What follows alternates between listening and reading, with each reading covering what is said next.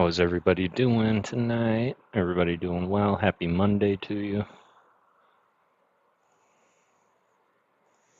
Heavy D. How's it going, Heavy D? Story time, my favorite time of the week. I appreciate that, man. It's one of my favorite times of the week as well. Is there apple crumble pie left over? Oh my, save me some of the leftovers. I agree. Uncle Brangus, I hope you're doing well. Matt Gooch, hello, hello. It is good to see you. Katrina Pointner, just picking up the boys from school, then home again. Snacks today, freshly made fruit salad, apple crumble pie with ice cream. Wash it down with apple juice. I hope the boys had a beautiful day at school. Kara, if you're still here, appreciate you coming in a little bit early. Another good Monday, excellent. Love to hear it. Yeah, today wasn't too bad. It didn't really Monday at all today, so now that my Monday is over, I am doing well. I'll have to say, and just a little insight is daylight saving happens, so I hope that everybody is not, Kara, I hope everybody's not suffering too greatly from it.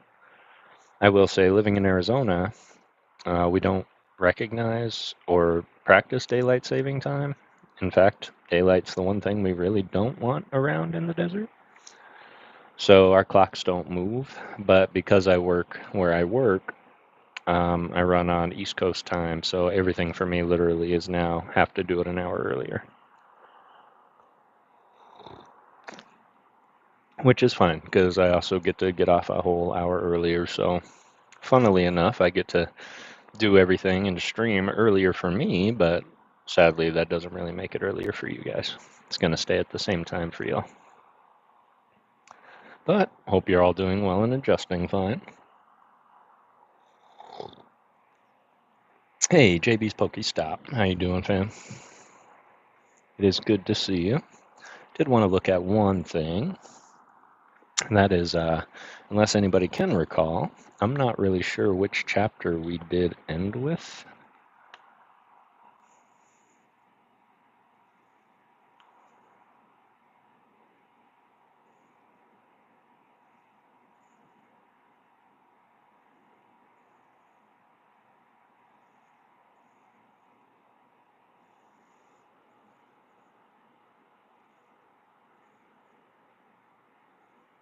Okay, I think we read 6 chapters, so we're starting 7. Excellent. So, is everybody's day good today? Everybody had a good Monday? Of course, as is tradition. I will go ahead and give the cube a good solve, and then we will get started with chapter 7. And we'll probably go till chapter 12, just to stick with our 6 chapter a stream, and we can finish it in about 5. Ari, how are you doing? It's good to see you, boo. Glad you can make it. Hope your Monday's going well. I am relaxed. I'm a bit tired. I just got off work like 30 minutes ago, and my back twinged earlier today. Nothing to worry about, but in the moment, I was mad worried about it. So I decided to sit in the comfy chair tonight instead of bringing out the gaming chair, which is also supportive, but carrying everything and rolling it out didn't sound so fun. So, but yep, tonight is a relax night. Relax and read. There's only 2 objectives on Monday night, and it is that: relax and read. I was just lurking in DPM's live, as I often do on Monday afternoons, and he was pulling some crazy stuff out of Prismatic. Stop. Oh, all right. I'm already on the solving phase, D. I'm sorry. I can wait till till I see stop.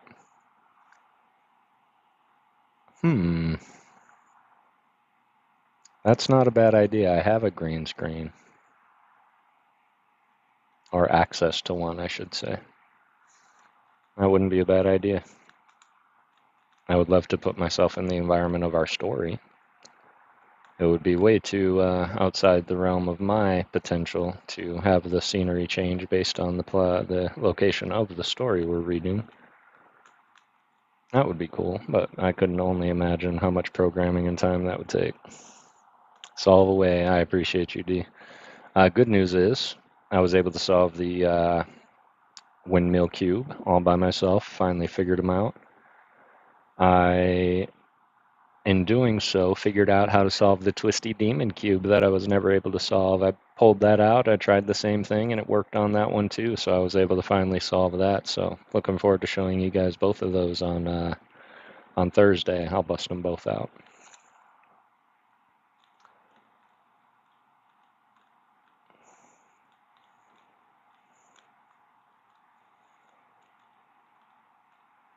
So, did you time yourself, D? What's your fastest time on the cube thus far?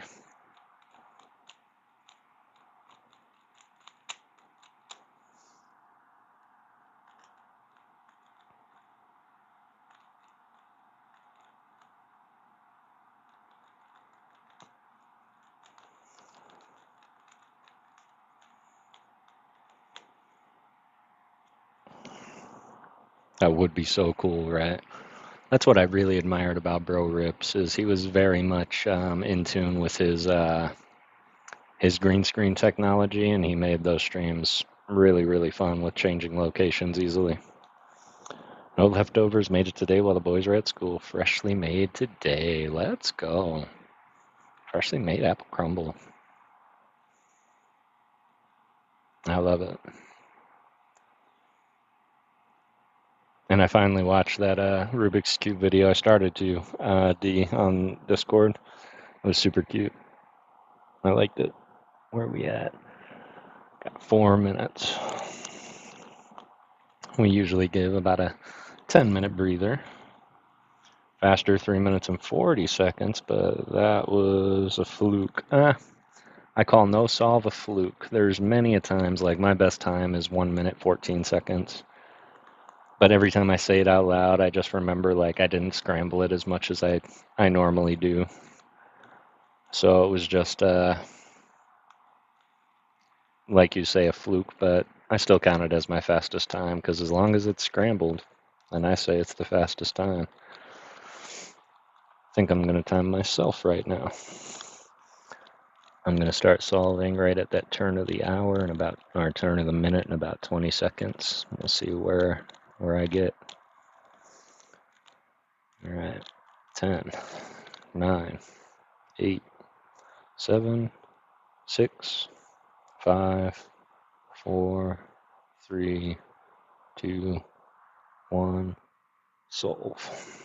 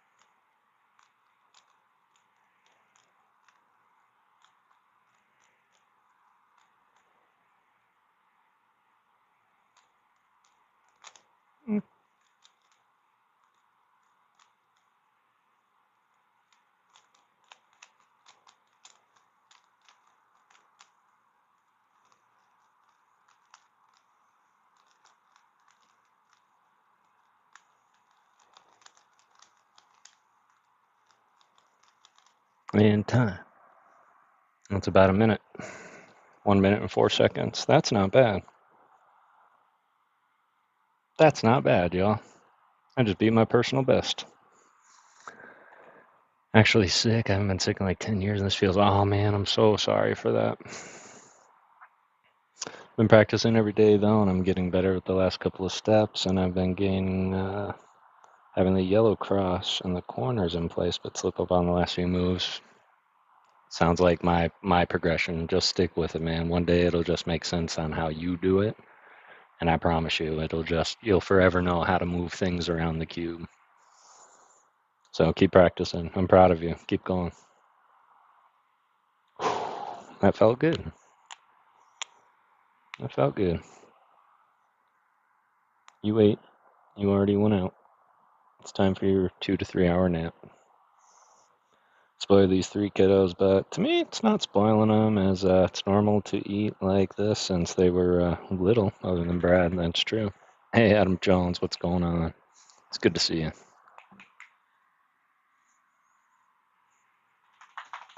It's good to see you, Adam. All right, and that's about the 10-minute mark, just after, so we're going to jump into the book now. Hey, Sean Budden. As a reminder, for those of you that were here last time, you do know this book was written by my mom, Mama Ghost, and it's called Unspoken Secrets, and it was written for more of the young adult crowd, as often books we read here are.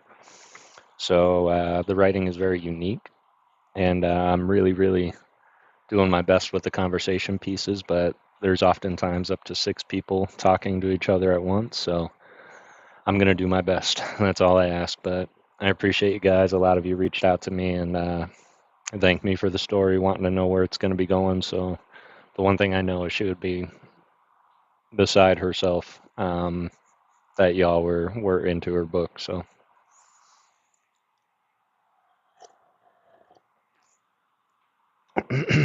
all right, let's go ahead and get on started. And for those that remember, the evil queen just captured our 6 protagonists, and they're all kind of in a prison, separated. So they got the girls in one cell and the boys in another cell, and the main female lead, if you can call her that, Kimmy, she's got her hands started glowing yellow, so she's going to try and see what she can see in the dark prison, and we're going to see where they ended up and how they're going to get out. But let's meet some more people and see if my voice can hold up with all of them. Chapter 7. I found something. Kimmy's voice was excited in the darkness of the room she and her friends were trapped in. What did you find? Bobby asked. Bars of some sort, Kimmy answered. What do you mean? Dave asked. You know, like the bars they use in prison? Great. How are we going to break out of here? Manning asked. Well, wait a minute. Shelby blurted. The first thing we need to figure out is why we're here. How did you and Bobby end up in here in the first place? It's a long story, she sighed in the darkness. All we've got is time, Renee said. Yeah, we've got plenty of that. It's got everything to do with the treasure I told Dave and Manning about, Bobby said. So it was real. Yeah, Dave, it was real. But that doesn't explain how we got here, Shelby complained.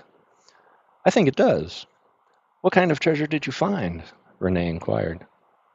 The kind most people only dream of finding, Kimmy said. Close your eyes and imagine a treasure chest filled with glittery gemstones of every color. There were necklaces, earrings, bracelets, too. Oh, that sounds too good to be true, Shelby said. Yeah, that's what I thought. Keep talking, and forget the frills right now, Dave snapped. Let's get to the meat. What do you mean? The meat, Kimmy. Skip all the little details and tell us what happened. The rest you girls can talk about later. I was getting to the meat, Dave. I'll tell him, Kimmy, Bobby said. Before we got to the abandoned building, where the chest was, Kimmy and I looked at the red-colored jewel and we saw these little men with curly shoes staring at us. We didn't know who they were. Next, the jewel showed us knights on horses galloping through a field, and then we ended up at a table. Silence, a female voice yelled. What do you want with us? Dave yelled back. You'll find the answer soon enough, you sharp-tongued boy. Now, I'm going to tell all of you a mid-afternoon story, and hopefully all you dimwits will fall asleep, the voice said. Plug your ears, don't listen, Kimmy whispered. All of them plugged their ears as Watessa started talking, but it didn't take long for the queen to realize they weren't paying attention. That's it. Do you hear me? If you children choose not to listen to me, then I shall cast a different spell upon all of you. This one will be a spell of obedience, and anything I say you shall do. If you go against me, you shall suffer the worst punishment. We won't listen to you, Shelby shouted. Then she started singing, and the rest joined in, drowning out the queen's voice. When they heard the snap of electricity and felt the cool breeze, they knew the queen had left. Once she was gone, all of them scurried to the bars at the front of their cells to talk to one another. Listen, Kimmy, I want you to take out the jewels that you still have. Then I want all of us to hold hands. See if you can reach my hand, Kimmy, Bobby said. She reached her hand out of the bars and Bobby grabbed it. Now everyone join hands and let's ask the jewels to get us out of here. On the count of 3, we will say, let's go back home. Okay, they all agreed. Ready? 1, 2, 3. As all of them asked the jewel, they felt a low rumble coming from the floor. The vibration tipped them sideways, forcing them to let go of one another's hands. As they lay separated, the vibrations kept shaking the floor until finally it faded. That didn't work, Dave said. We're still here. Obviously, it must have a different power, Kimmy whispered. Hold on. I just remembered something. When Bobby and I held the green jewel, it was the last one we touched before we ended up in this strange world. You're right, Kimmy, Bobby agreed. Let's try that jewel. When nothing happened, Bobby sighed. Well, that's great. Now what? Bobby, remember when we saw our mothers last night? Kimmy asked. Yeah. Remember what they said about our given names? Well, yeah. Well, your mother said you're strong as the mountains, didn't she? I mean, she said something like that. Yeah, she did. Bobby encouraged her to keep talking. So if you're as strong as the mountains, you could use that strength to break through these bars. I don't think so. I mean, last time I checked, I was human with no special powers. You're right, they heard Kimmy sigh. What are you talking about anyway? Shelby wanted to know. Last night, our mothers appeared on a cloud of smoke when we were with Fiery. My mother told me my given name was Charisma, but spelled with a K instead of a C. Okay, I don't follow you. That's weird, Dave said. Listen, will you? Bobby snapped at him. All right, I'm all ears. Anyway, Bobby's mother told him his given name was Boulder. Well, if he's a boulder, then he better get to doing something, like you said, to get us out of here, Renee giggled. I know. My name only means that I can charm people, but Bobby obviously means something more. Wow. I wonder if we've got names like you have. That would be cool. I want to be invisible, so we could get out of here, catch a ride, and get back home, Manning told him. Yeah, that would be cool. Oh, it's your birthday, Renee. Happy birthday, Kimmy said, and the rest told her the same. Yeah, sucks to be stuck here on your birthday, but if we don't figure out how to escape soon, we'll all be celebrating our birthdays in this dark prison. What else did your mother say? Renee asked. They told us to be strong and learn, Bobby answered. A lot of good that does us now, Shelby complained. I mean, how are we supposed to do that when we're stuck here? I don't know. But let's try to do something. Come on, let's join hands again and ask the jewel one more time to get us out of here. Never know what'll happen if we don't give up. Fiery looked at Tibbs, Zambler, and Juniper. Let's go to the chamber. This is something we need to talk to the High Power about. She stood and led the men to the secret chamber hidden beneath the revolving wall. As they entered the room, it lit up in brilliant colors, and the orb sat snugly in the center of the room, glowing purple. Fiery approached the orb, laid her hands on it, and felt it pulse. The power's here, she told them. Oh, great power, one on high, show us the children and do not lie. All of them stared at the orb and watched it change to orange. As the men gathered around, they saw the children in the darkened rooms holding hands with one another. Watessa definitely has them in their dungeon, Sampler said. Yes, she does. And she knows we can't cross the barrier, Fiery sighed. You're right, we can't, Tibbs said. But Camille can. Camille is but a fairy. What could she possibly do? She could take the word to the unruly humans about how to escape, Tibbs answered. We could even send Redela and Tompkin. They'll know what to do, Juniper said. When the orb turned yellow, Fiery smiled. The orb agrees with both of you. Good. That's what we shall do. Tibbs summoned the pixie angel and fairy.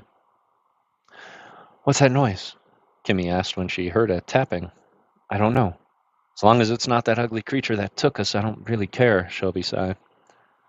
Bobby, did you hear that noise? Kimmy asked him. Yeah, I heard it. Sounds like two different things are tapping against something. Listen. Yeah, you're right. I wish I knew. Kimmy, over here. Kimmy heard a familiar voice tell her. Who's calling me? Redela. Redela from last night? Kimmy asked excited. Yeah, that's right. Redela from last night. Where are you? Kimmy asked as she felt her friends move closer to where she was. Who are you talking to? And who is Redela? Shelby asked. I don't know who Redela is, but I talked to her last night when I snuck out of Fiery's house. Where are you, Redela? When all the girls saw a fine blue mist floating around the room, Kimmy went over to it. That's better. I must talk quickly and softly, so pay attention to what you are going to hear. We will. Watessa has captured you and your friends. Now it's time to trust your own powers. Use your hands, Kimmy. There's magic there. Now, come closer, so that I can whisper in your ear. Kimmy moved closer, listened intently, and nodded. I think I can do it, Riddler. But once we're free, will someone be waiting to get us out of the land of Walby? Someone, yes. But stay clear of Kixmox and Vixbit. Kixmox is the lion that has chased you, and Vixbit is merely a fly, but with strange, powerful magic. Do not let either charm you. Look the other way if Kixmox tries to lure you. Use your fingers to cast the magic. Got it, Kimmy told Redela. Now there's someone else here to speak to the rest of you girls. Kimmy knows her. Her name's Camille. She's the highest power of our kind. Listen with an open heart, Shelby and Renee, and you'll learn much. They watched the blue light fade away, and the white stardust soon replaced it. My name's Camille, and I'm the highest power. Now gather around, you human souls. Oh my gosh, Camille, I didn't think I'd ever see you again. And why do you sound all grown up? Kimmy asked. Well, what do you mean, Kimmy? I mean, you sound different. Where's the fairy I grew up with? Oh, she's still on Earth, you see. When I became your fairy, I had to act as if I were around your age. Now that I'm here, I must act differently. I have a huge job here, Kimmy. And now I must ask that you treat me as one of the highest powers in this land.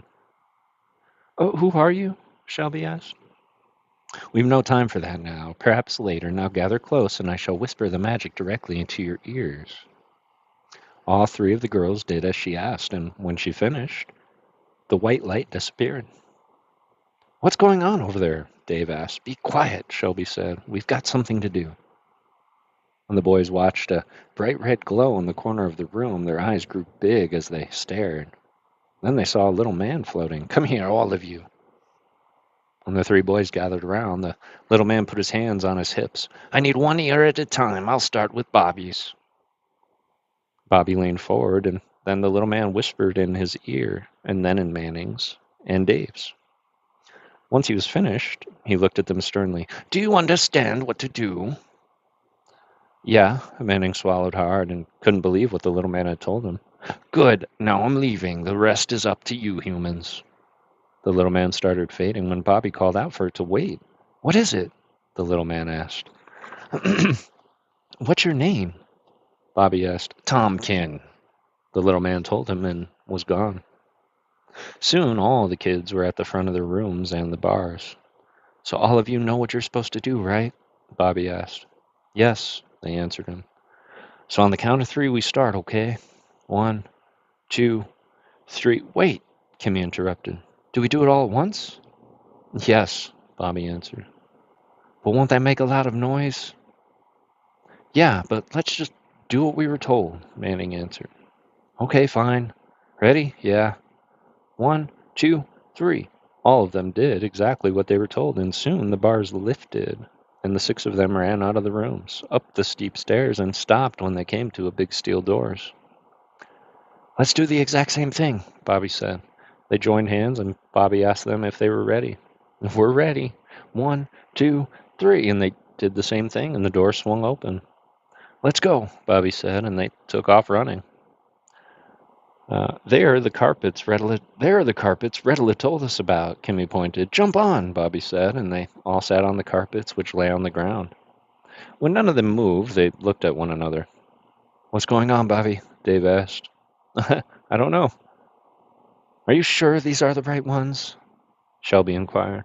Gee, Shelby, I think so. There aren't many other carpets around here, are there? Dave questioned. None that I see. Wait a second. Let's move them all closer together so we can hold hands. 6 of them picked up the carpets, laid them next to one another, and then they heard a growl. "Where do you think you're going?" Kixmox asked them, drooling. "Out of here," Dave told Kixmox as all of them joined hands, and when nothing happened, they stared at the line, remembering what Red Lad told them. Kimmy looked around and saw it. She stood and looked at her friends. "These aren't it, but I think I figured it out. Now let's go." "Not so fast," Kixmox growled. "You shall not pass me and live to talk about it. That will not be allowed in the kingdom of Walby." He's right. He's right. The kids saw Vixbit yelling at them from Kixmox's back. "And who's going to stop us?" Shelby laughed. "You?" she asked Vixbit. "I may be small, you varpin, but I'll stop you, I shall," Vixbit shouted. "If I fail, then Watessa won't." "Come on," Dave said. "Wait!" Kimmy lifted her yellow glowing hand and pointed at Kixmox and Vixbit. Her friends watched in awe as yellow sparks flew from her finger, making the line and fly freeze where they were. "That was cool," Manning offered. "Yeah, it was." Kimmy smiled. "Now, let's go." The 6 of them ran around Kixmox and Vixbit, following Kimmy to a tree. They watched her scale it quickly, and then she started to toss various colored jewels to her friends. She grabbed the last jewel, climbed down to her friends, where they were all held hands. Kimmy heard the strange words escape her lips, and soon she realized that her and her friends were flying. "Do not let go of one another," Kimmy said. "We won't," Renee figured. "Thank goodness you figured it out." Shelby smiled. "Even though I have no idea what you said." "Yeah, I don't know what I said either," she smiled. "Who cares? The important thing is that you got us out of there." "Man, I can't believe we fell for that old carpet trick," Manning said, and they all laughed. When they felt themselves descending from the air, they saw Fiery, Tibbs, Zambler, and Juniper waiting for them on the ground. Each was smiling. And once they landed, Fiery looked at them. "Get in the dwelling right now, all of you. We have much to do." Yeah, that was a rough one. Read mama stories. But why, when we can sit back and listen to Kev read them to us? Aw, I appreciate you guys. Oh, I hope you feel better, Alice. It's good to see you.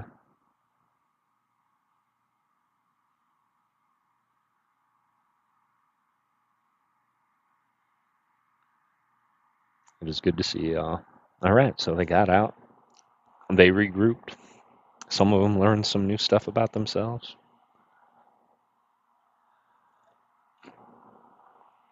And now we keep going. I appreciate you guys. Chapter 8. I do wish the chapters were like titled, but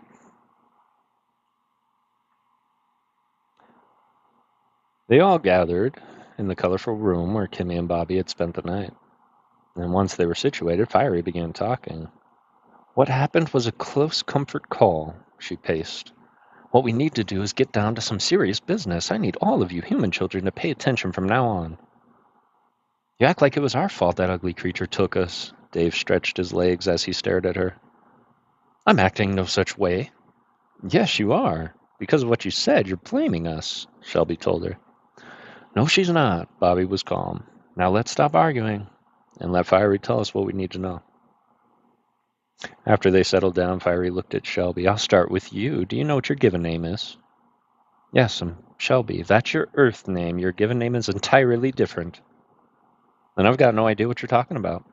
"Then I shall tell you." Fiery looked at her and watched Shelby nod for her to continue. "Your given name is Sunburst." "I don't understand." Shelby looked at Fiery. "What does it mean, and how do you know?" "I know your mother." Fiery smiled. "You're lying. If you knew her, what's her name?" "Which name?" "Your mother happens to have 2 names, one on Earth and one for here." "Okay." Shelby sounded unsure for a moment. "I'm listening." "Her Earth name is Violet. Her name in this world is Volcano." "You're lying, absolutely lying to me," Shelby told her. "I'm not lying, it's the truth." "She's right," Zambler told her. "I know your mother as well." "How could you know my mother when she lives on Earth?" "I know her from when she used to live here," Zambler said. "I don't believe you." Silence. Fiery held her hand up, and all of them watched the fine mist of smoke billow out. Then it floated over to Shelby, where she saw not only her mother, but Dave's, Manning's, and Renee's. Shelby, it's time you knew the truth. Your given name is Sunburst, just like Fiery said it was. Shelby's mom told her, smiling. Your given name means you're beautiful enough to smitten people, yet you can be angry enough to burn them as well. Use your power carefully, make wise choices, and you'll do well in this life. Shelby's mom told her and disappeared. Fiery looked at Manning. Your given name is Mountain.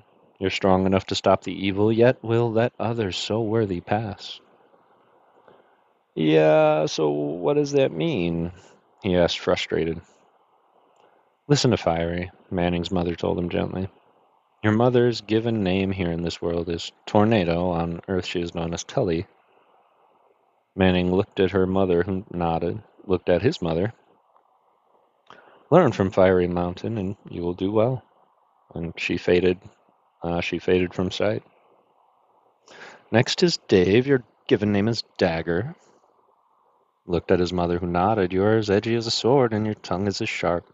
Tread lightly, my son. You carry dangerous power that can help and hurt. Dave, your mother's given name here is Hurricane. On Earth she is Helen. Dave watched his mother nod, smile, and also disappear. And last is Renee. Your given name is Raven. You have the power to soar heights beyond what is reasonable. Fiery watched her smile, and she looked at her mom, who nodded. You are beautiful, and the world will see this as you venture on your journey soaring before you. Fiery stared at Renee. Your mother's name here in this world is Wings. On Earth she is known as Wainoka. Renee's mother nodded, and then she was gone. The smoke that once held the woman slowly dispersed.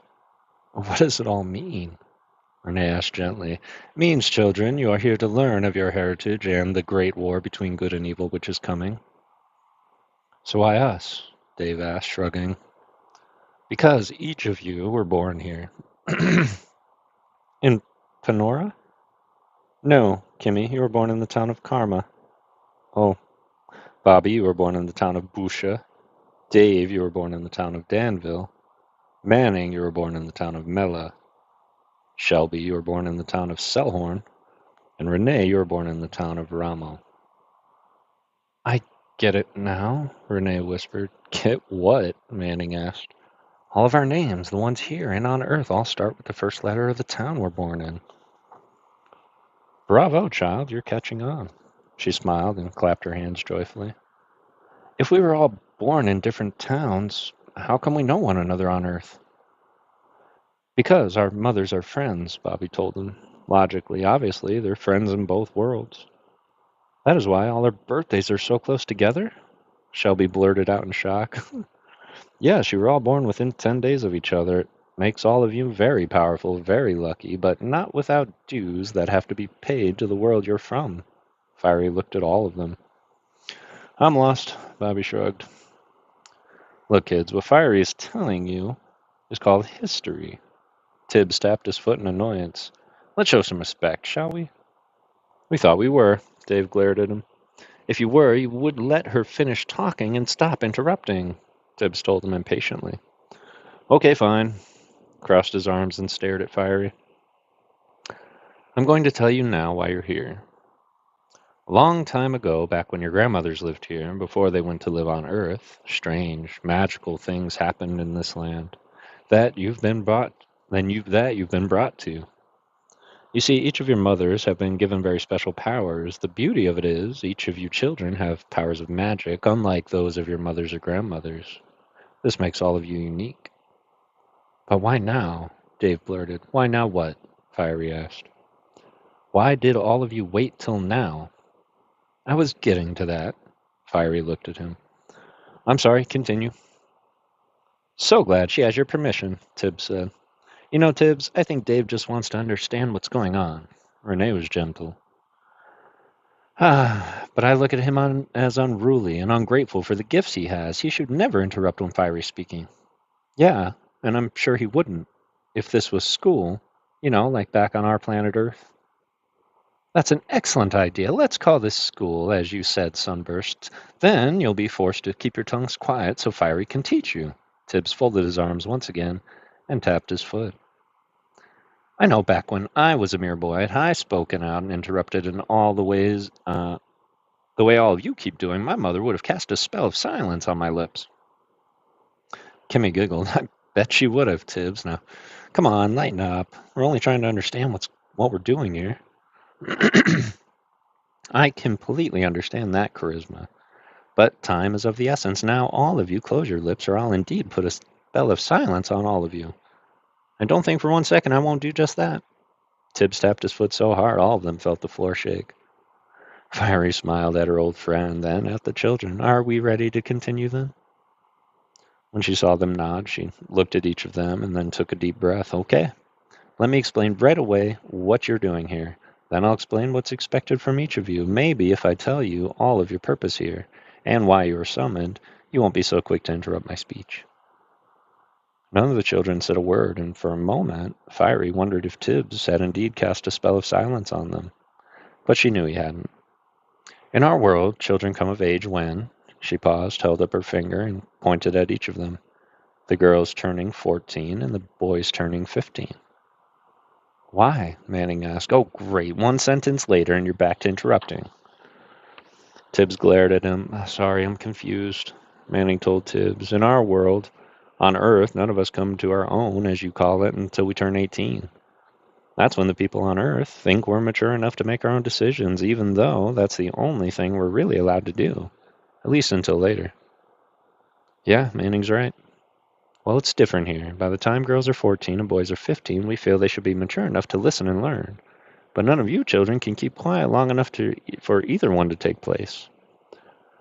Tibbs swung his eyes to Fiery. Obviously, we've been mistaken about this bunch of unruly humans, Tibbs told her as he tapped his foot again. You're right, Tibbs, Zambler said. I think the next one who interrupts Fiery will become Watessa's prisoner for good, because she'll come for all these humans to stop what they're about to learn. If Fiery isn't given the chance to teach them, and Watessa shows up, they'll all be powerless against her. Then it'll be back to the dungeon with all of them. Zambler pulled his eyes from Tibbs to stare at the children. If that happens, we remain on the outside. Only twice are we allowed to send magic to the pixie angels and the fairies to help you escape from evil. We've used one of these already, so if you're fond of the dungeon, keep interrupting. Zambler let his words hang in the air as Shelby stared at him. She thought he looked different without his helmet. His blond hair touched the collar of his shirt, and his blue eyes were enough to captivate. His body was strong, and he was the perfect picture of a warrior. When everyone waited in silence, Fiery cleared her throat, looked at the children's grim expressions over what they just heard, and then continued. Now, like I've been trying to say, when children are of this world, they're taught differently than you earthlings. They know from a young age what to expect of them through their heritage, so by the time they turn that age, all of you will be turning. By the time they turn the age, all of you will be turning, and the age Renee turned today. They are ready for the challenges of this world and for the powers they were born into. She paused, shocked to realize none of the children interrupted. The task before you is a long one, and we must teach, and then train each of you about your powers and of your heritage. Then, when the time comes, you will fight the great war between good and evil with your mothers at your side. Do not let them down. They have high expectations, and I will not fail in pleasing them. First, I must tell you everything you've learned on Earth shall be forgotten. As of now, each of you will act mature and leave the foolishness and pettiness of Earth and childhood behind you. In this world, there's no room for error. Every move must be precise, and the magic bestowed upon you must be used correctly. Now, before I go much further, I want to explain why Bobby and Kimmy were chosen to come to this world first. I'll then explain about the treasure chest they indeed found, and why your earthly names shall no longer be used here in this world. I'd advise each of you to think fondly of your given names, for that's how all of you shall be addressed while you're inhabited in this world. Fiery paused, picked up the cauldron, took a sip of black liquid, and put it down, and the children watched Fiery's eyes change from gray to black. First, Kimmy and Bobby, now shall be called Charisma and Boulder, She directed her eyes towards the two of them. You were chosen to arrive first because Boulder has a gentle spirit, and charisma doesn't. The highest powers of this world feel it is good balance between right and wrong. Boulder's convictions along the lines of good and evil were made clear by what he lives by. Charisma is bold, daring, and needs the balance of Boulder to keep her from straying too far off track. She relies on Boulder's strength to teach her the goodness in life. However, she would never willingly admit it. Your powers are great, Bobby, because of your heritage, and as your name suggests, you're strong as rocks, as powerful as the mountains, and as bold as an eagle. What this means is your power is unmatched by most, challenged by only few. Yeah, I'm confused. Listen, child, Juniper said, and nodded for Fiery to continue. Boulder, your heritage spans to the greatest of knights. These bold and daring creatures keep our world safe, our land free, our world peaceful. And now you'll be given the opportunity to see for yourself. Because of your heritage, I've selected Juniper, who is your cousin, to train you. The first lesson of magic will come from me. I am the highest power in all of this land besides Watessa. I have no rival. After I teach you your first lesson, then Juniper shall teach you the rest, along with your other guide, Wanbuyo. They are your guides in this world, and in training together, the three of you will eventually be unstoppable in the land. Boulder, you were born to the land of Busha. You shall travel there to learn of your roots. However, this travel will take place as you sleep tonight. Only in your dreams will you ever touch the land where you were created. To actually go there in human form would give away to the town of Busha who you really are, and that, my child, would be too much for any of them to bear. Your human form is ordinary and will not do, yet not until you're fully trained are you allowed in your waking state of mind to travel to Busha. For now it'll be in your dreams, where Juniper and Wambuyo will come and guide you through the times of peril ahead. Be prepared, Boulder, for the things you will see will devastate you, thus make you stronger. Your powers will prevail, if you let them. Open your mind, Boulder, for the first lesson will be unleashing your magic. When Fiery stopped, all the children stared at her, and she read the fear in most of their eyes over what they heard. However, the only eyes free of fear were those of Kimmy's and Dave's. Next, I will talk to Charisma. She turned her blackened eyes to look at her. You too were born into a family full of richness and power. The power you bestow is tenfold because of whom your grandmother Culver was. She was more powerful than I. Fiery watched Kimmy open her mouth, and then she snapped it shut, knowing not to interrupt. Your grandmother Culver told you something on the day she passed on to the other world. She is in the highest world now. Even as I speak, she watches. Your training is paramount to this land, for in the end, Charisma, you too will sit on the highest throne, with no rival to the powers you shall have. Some of which will have to wait until your birthday chimes.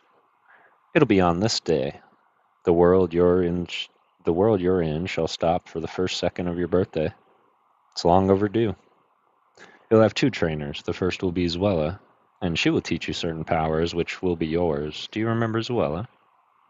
Yes, I remember. When I first got here, she spoke to me, but I never saw her. She said she was invisible because of her powers bestowed by her mother. That's correct. Now it's your turn to have special powers. Your second trainer will be Redela. From now on, you shall be referred to as Charisma, the power of charm and allure. Remember, you are beautiful, and the magic in your fingers and that in your heart will work well. If you train hard and listen, you shall not be permitted to visit the town of Karma, which you were born to, until you're ready. Once the training is over, then you shall go to your town as one of power. People will bow to you as you take your place on the throne. You will then wear the crown of your grandmother Culver wore, and the power she held shall be transferred to you. Fiery watched Kimmy's eyes swell with tears. Do not cry over your lost charisma. Grandma Culver wouldn't want you to do that. Kimmy nodded, wiped her tears with her hand, and stared at Fiery. I'm finished with you for now, Charisma. Fiery turned to stare at Manny. It's your turn. I'm listening, Manny said up straight. You're, of course, the next power. Your given name is Mountain. It's powerful in its own right. You are strong, Manning. But in the midst of your power and energy, you will recognize the weak and the ones not as fortunate as yourself, and you shall let them pass through you. However, be warned that evil will try to pass your mountain, and to let this happen will be a grave error. You must stay alert and look for the ways of magic that seem too good to be true. Evil walks this land, my child, and it is your job to conquer it.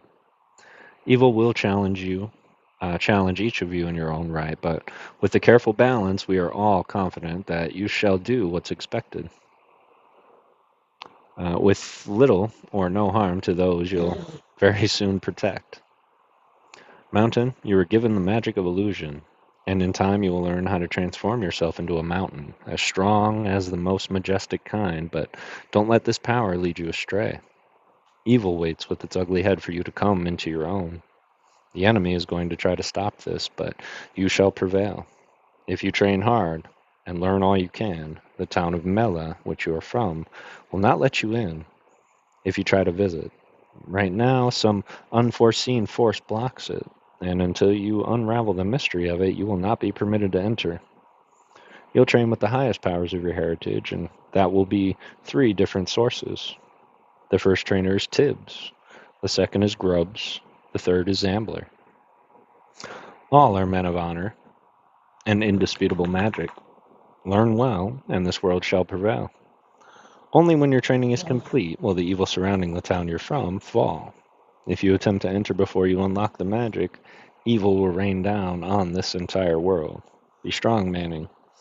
You have a lot on your shoulders. Gee, thanks. Nothing like pressure, huh? He looked at Fiery, then to his friends. You can do it, Fiery said, nodding her head. I have faith in you. Next, we shall talk about Shelby's powers, who will now be known as Sunburst. She turned her eyes to stare at her. You are amongst the high powers, too. Your power is very rare, and it is to be treated as such. You will not be permitted to enter your town of Selhorn until you are completely trained. It would be much too dangerous for you to attempt it. You'll discover during your training that you've got the ability to charm, yet control the weather, and burn those who seek to destroy. It'll benefit you to know who the enemy is, Sunburst. Remember, you never use your powers until you've fully trained to identify what is good and that which is evil. You come, like the rest, with a long history of power, some of which you've never seen, but always wished to have. I know what's in all of your hearts. The powers you each have been given were always there, yet untouched, because none of you knew how to use them. Your power, Sunburst, will burn the evil from the world, but be warned. Many will come with you. Many will come with what you humans look upon as pure of heart. But don't be fooled.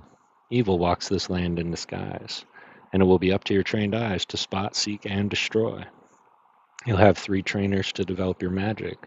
The first one is Milano. The second one is Tico. The third is the Most High. He is known as Tubillo, the god of flight. None have been revealed to you children yet. They are the highest powers between the sun and moon. Sunburst, you'll train with some of the grandest magic we know, but it's your heritage to do so. Do you have any questions? She shook her head. Not right now. Very good. Next we talked about Dave.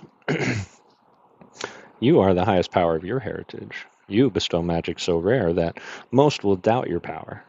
You have the ability to transform into the sharpest dagger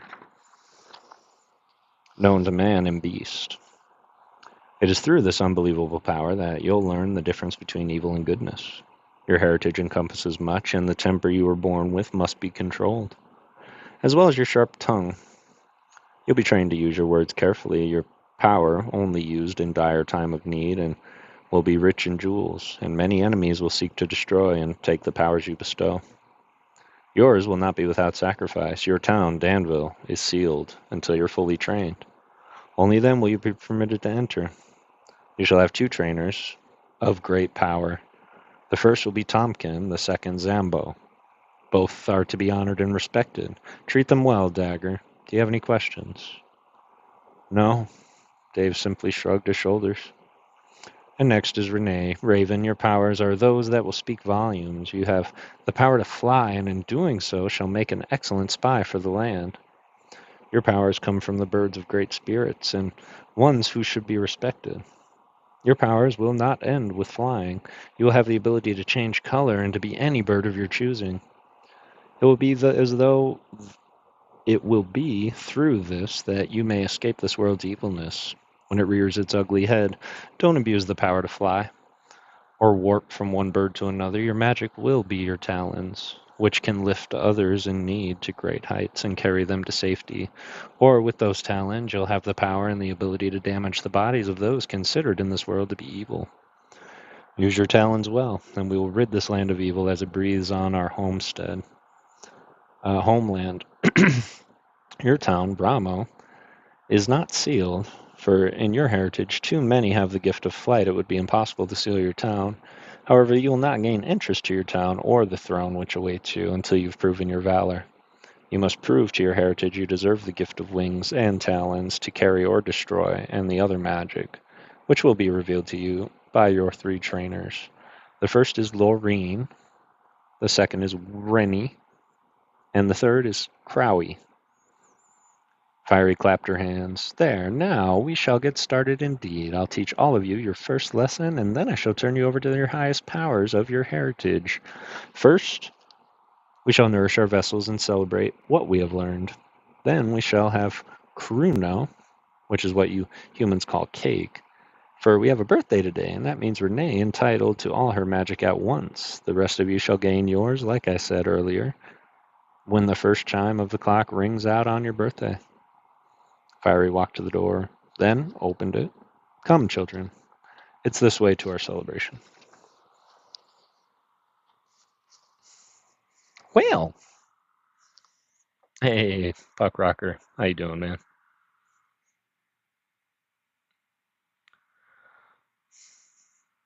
Brought home from the hospital. I have white noise soundbox. Help him sleep. No, I can't sleep without it. Yep, I hear it.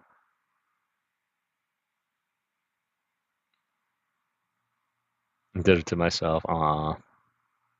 Audiobooks are my preferred way to consume a book. I love being read to. I love reading to people. That is true. Does anybody else use me just for white noise?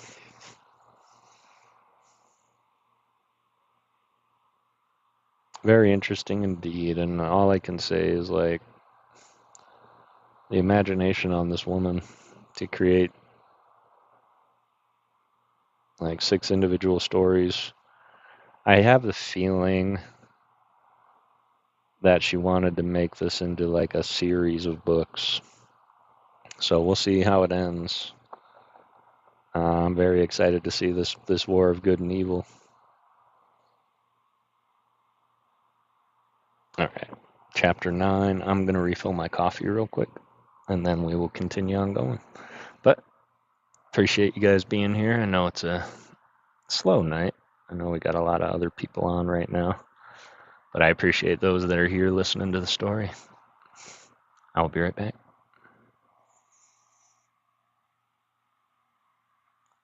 Hey, Alec, how's it going?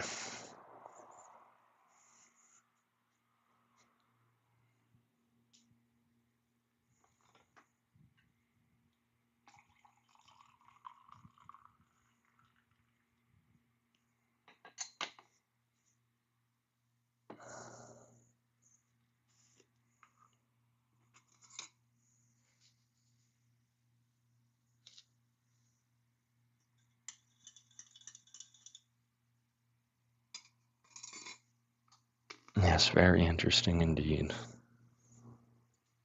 I also find it interesting that they're all being split up. I figured that they would keep them in 2s, but it seems like they've all got their own little mission going on. I guess just in my experience of reading books, it seems like there's more story than there is book left to read, is why I say that. So I agree. Very interesting indeed. 1 second.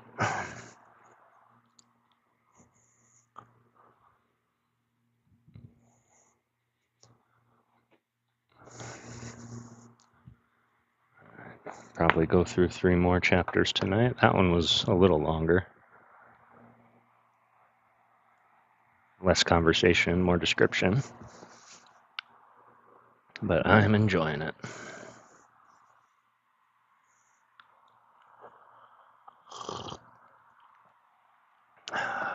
All right.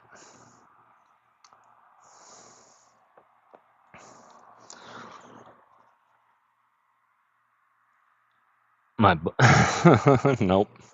That's my front. Sorry, y'all.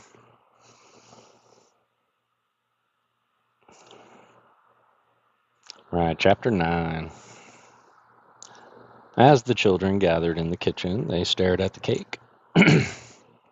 Fiery was ushering into the room. It was beautiful. The 6-tier cake, depicting various colors, held the children in awe, and as Fiery set the cake on the table, she smiled. Now I present to each of you your birthday cake. I'm sorry, children, to squeeze your Kruno all together, but I must be logical in saying that we will not be together for much longer. Once your training starts, all of you will be separated for a time. It has to be this way, children, in order to prepare you for what lies ahead. Please let us now sit down and nourish our vessels, and then we shall sing the celebration song both ways. First in the human way, the second in our world's way. Now let's enjoy the food. The training and celebration has begun, Watessa asked Vixbit. Yes, Queen, he whispered. You imbecile! I should have known the second those varmin had escaped the dungeon. However, you choose not to report it until it's too late. Now they are safe with more magic than I can handle. What do you suggest, you stupid fool? I suggest that I go back and listen and then report back to you. Then we can make a plan. Maybe then we can make a plan, Watessa mimicked Vixbit. This is what we shall do. You go back, listen, and take the trap with you, set it up, and rage the spell upon it. That way, the first one who attempts to leave for training will be caught, and will never be heard from again. Is it safe for me to cast a spell in the land of Panora? Vixbit asked nervously. Yes, you imbecile, now do it. Watessa yelled so loudly it rumbled and echoed around the room. I'm in charge. You will do what you're told, or you will die. Now get.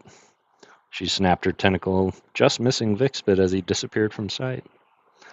Next, she rubbed her sword and Kixmox appeared. Go to the land of Panora, wait till dark, and then eat the first child who tries to leave Fiery's dwelling. But you know we're not allowed to enter. Not now. The magic is crackling through the air, and now the great war will start. The lightning is streaking the sky with wondrous colors, and I'm not going to do it, Kixmox told her. You're not going to do it? Watessa stared at the lion. Did I hear you correctly? Yes, Queen. Very well, then I shall feed you the first animal that comes along. I'm leaving now to summon Dags. Take over. Your pitiful services are no longer needed in the land of Walby. Fine, I'll go. Good, leave right now, Watessa said, flinging her tentacle as Kixmox disappeared. The children sat back stuffed and started singing Happy Birthday, and once they finished, all of them blew out as many candles and then stared at Fiery. It appears...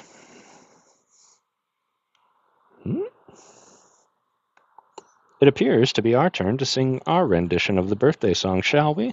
She looked at Zambler, Juniper, and Tibbs. When they all nodded, they began. This is the day of your special magic, which will seep into your bones. We celebrate this happy day even though you're far from home. May your days be bright, the presents all right, and the love in your life be true. May you never go hungry or lose your way. This day belongs to you. May your magic stay bright, yet last your whole life. May the Kruno taste really good as you celebrate and eat your cake, and may all your dreams come true. When none of the children spoke, Fiery clapped her hands joyfully. Did you like our rendition of the song? Yes, very much, Charisma told them, smiling. It's very nice and had much more creativity than the one we sing every year. Well, thank you, Charisma. Fiery smiled. Now for your gifts. She clapped her hands, and each one had a small gift before them. Boulder. Fiery tilted her head, indicating he opened his first. Boulder opened it, then took out a medallion, which was the shape like a rock. It's great, he told her. It's the medallion in which holds some of your magic, Boulder. Wear it proudly, guide it wisely, and let no other hand touch it, Fiery said. I won't, thank you. Boulder slipped it around his neck. Charisma, you are next. When she opened her tiny gift, she stared into the beautiful blue sapphire ring. Put it on your finger, love, and finger of love, and use it to charm all creatures. Guide it tightly, and do by it rightly, and your powers will never be lost. Fiery said. Charisma smiled. It's lovely. I'll cherish it always. Charisma slipped it on her finger. Next, she nodded towards Manning. As he ripped the paper off his small gift, Fiery smiled. His was a medallion with a mountain etched in the center. Be brave, my mountain. Don't judge in haste. Be watchful of others, and have good taste. Fiery smiled, clapped her hands. I love that one, she told them. Sunburst, Fiery nodded, and as she opened hers, she stared. Encased with tiny yellow stones, Sunburst stared at the bracelet. The jewels you wear shall shield the sun from letting the enemies come undone. The sun must shine, we must prevail. Find your magic, it's hidden right there. Fiery laughed. This is so much fun. Then she nodded at Dave, and he ripped his open and found a knife. Be proud, my dagger, and hold it close. Don't let your tongue hurt the ones you love most. Hold it close, and you will see the power of magic it has indeed. Fiery laughed again, and then wrinkled her nose. I love all these, don't you? She asked. Everyone nodded. Now, Raven. Renee opened hers and stared at the necklace laced with various jewels, with 3 pictures of birds in the center. Take flight, my dear one, and you shall find your wings await you this time. Hold steady fast, and you shall see the power of magic that's meant to be. Fiery watched Renee smile. Thank you. I shall treasure it always. Now, children, our time together is finished. It's time for me to hand you over to your guides. Remember, listen, and learn. This world is counting on all of you. First, I'll give you all a minute to be together, so that you may say so long to your friends for now. Don't be sad. This is a happy moment in time. It's going to change your lives for the better. Once you start your training, you may increase in your age span. Don't be alarmed. It's only temporary while you are of this world. Once you are released and go home, one day, you will be the same age as you were when you came here. Nothing will be lost, but much will be gained. Now I shall leave you to say so long to your friends. Fiery clapped her hands, and she, Zambler, Tibbs, and Juniper disappeared. I'm not liking this part, Renee said. Yeah, me neither, Kimmy whispered. But it might be fun to be on our own, Shelby tried to cheer him. Fun? Bobby asked. It would be better if we were together. Yeah, but we've got things to do, Dave smiled as he held his knife. Maybe it won't be so bad, Manning sighed. Yeah, and you're dreaming. Face it, we've never spent time away from each other ever since we were babies. The only separation we've ever had was a few days at best, and even then we talked to each other on the phone all the time. But we'll get through it, Bobby looked at him. We knew it couldn't last forever, Dave said. Yeah, you're right. But none of us thought something like this would separate us. I think it'll make us stronger, maybe. Shelby tried to encourage her friends. Stronger how? We won't have each other, and that's what we're used to. Then they all saw the smoke, which billowed under the door and drafted towards them, where it swirled around their bodies, and they all disappeared. Bobby realized he was standing on a bunch of rocks, and he looked around and saw no one. When he heard the lion roar, he knew Kixmox was coming. Again, he looked around, saw a large boulder, and ran behind it. What are you hiding from? The voice asked. I heard Kixmox, Bobby blurted, although he had no idea who he was talking to. He spun around, but again saw nothing. Do you think he won't check behind this big rock? The voice asked. Bobby shrugged. I never thought about it, to tell you the truth. Obviously, the voice scolded. Who are you? What do you want? Bobby was frustrated. If you hadn't noticed, I'm trying to be quiet and hide. Now, if you'd be so kind and stop talking until that lion goes away, I'd appreciate it. I can't do that. Listen, Boulder, somehow you were separated from Juniper and Wambuyo. They asked me to find you and bring you back. Bobby saw a faint white light glowing next to his head. Who are you? I'm Camille. The fairy Kimmy told you about, and thank goodness you can hear me now. My job now is to watch over all of you while you're on your mission to train. Now, please take my white spark in your hand so that you can leave this area and I can deliver you safely to Juniper and Wambuyo. How do I know I can trust you? Bobby asked suspiciously, then heard the lion roar much closer. How do I know you're Camille? Because I helped you and Kimmy escape the dungeon today, and I was at Taco Bell with you and the mean kid called Dave. Oh, believe me, you can trust me, Camille said. Fine. He reached out and he grabbed the white light, and soon he was flying through the night. When Kimmy landed on a soft grass, she stood, dusted off her jeans, and then looked around. Is anyone here? She yelled. Over here, Charisma. Redela, is that you? The one and only. Now come on. But I can't see where you are, Kimmy said. Follow the red and yellow lights. That's where we are. As Kimmy started walking, she trained her eyes on the light. Feeling excitement run through her veins, she couldn't wait to learn magic.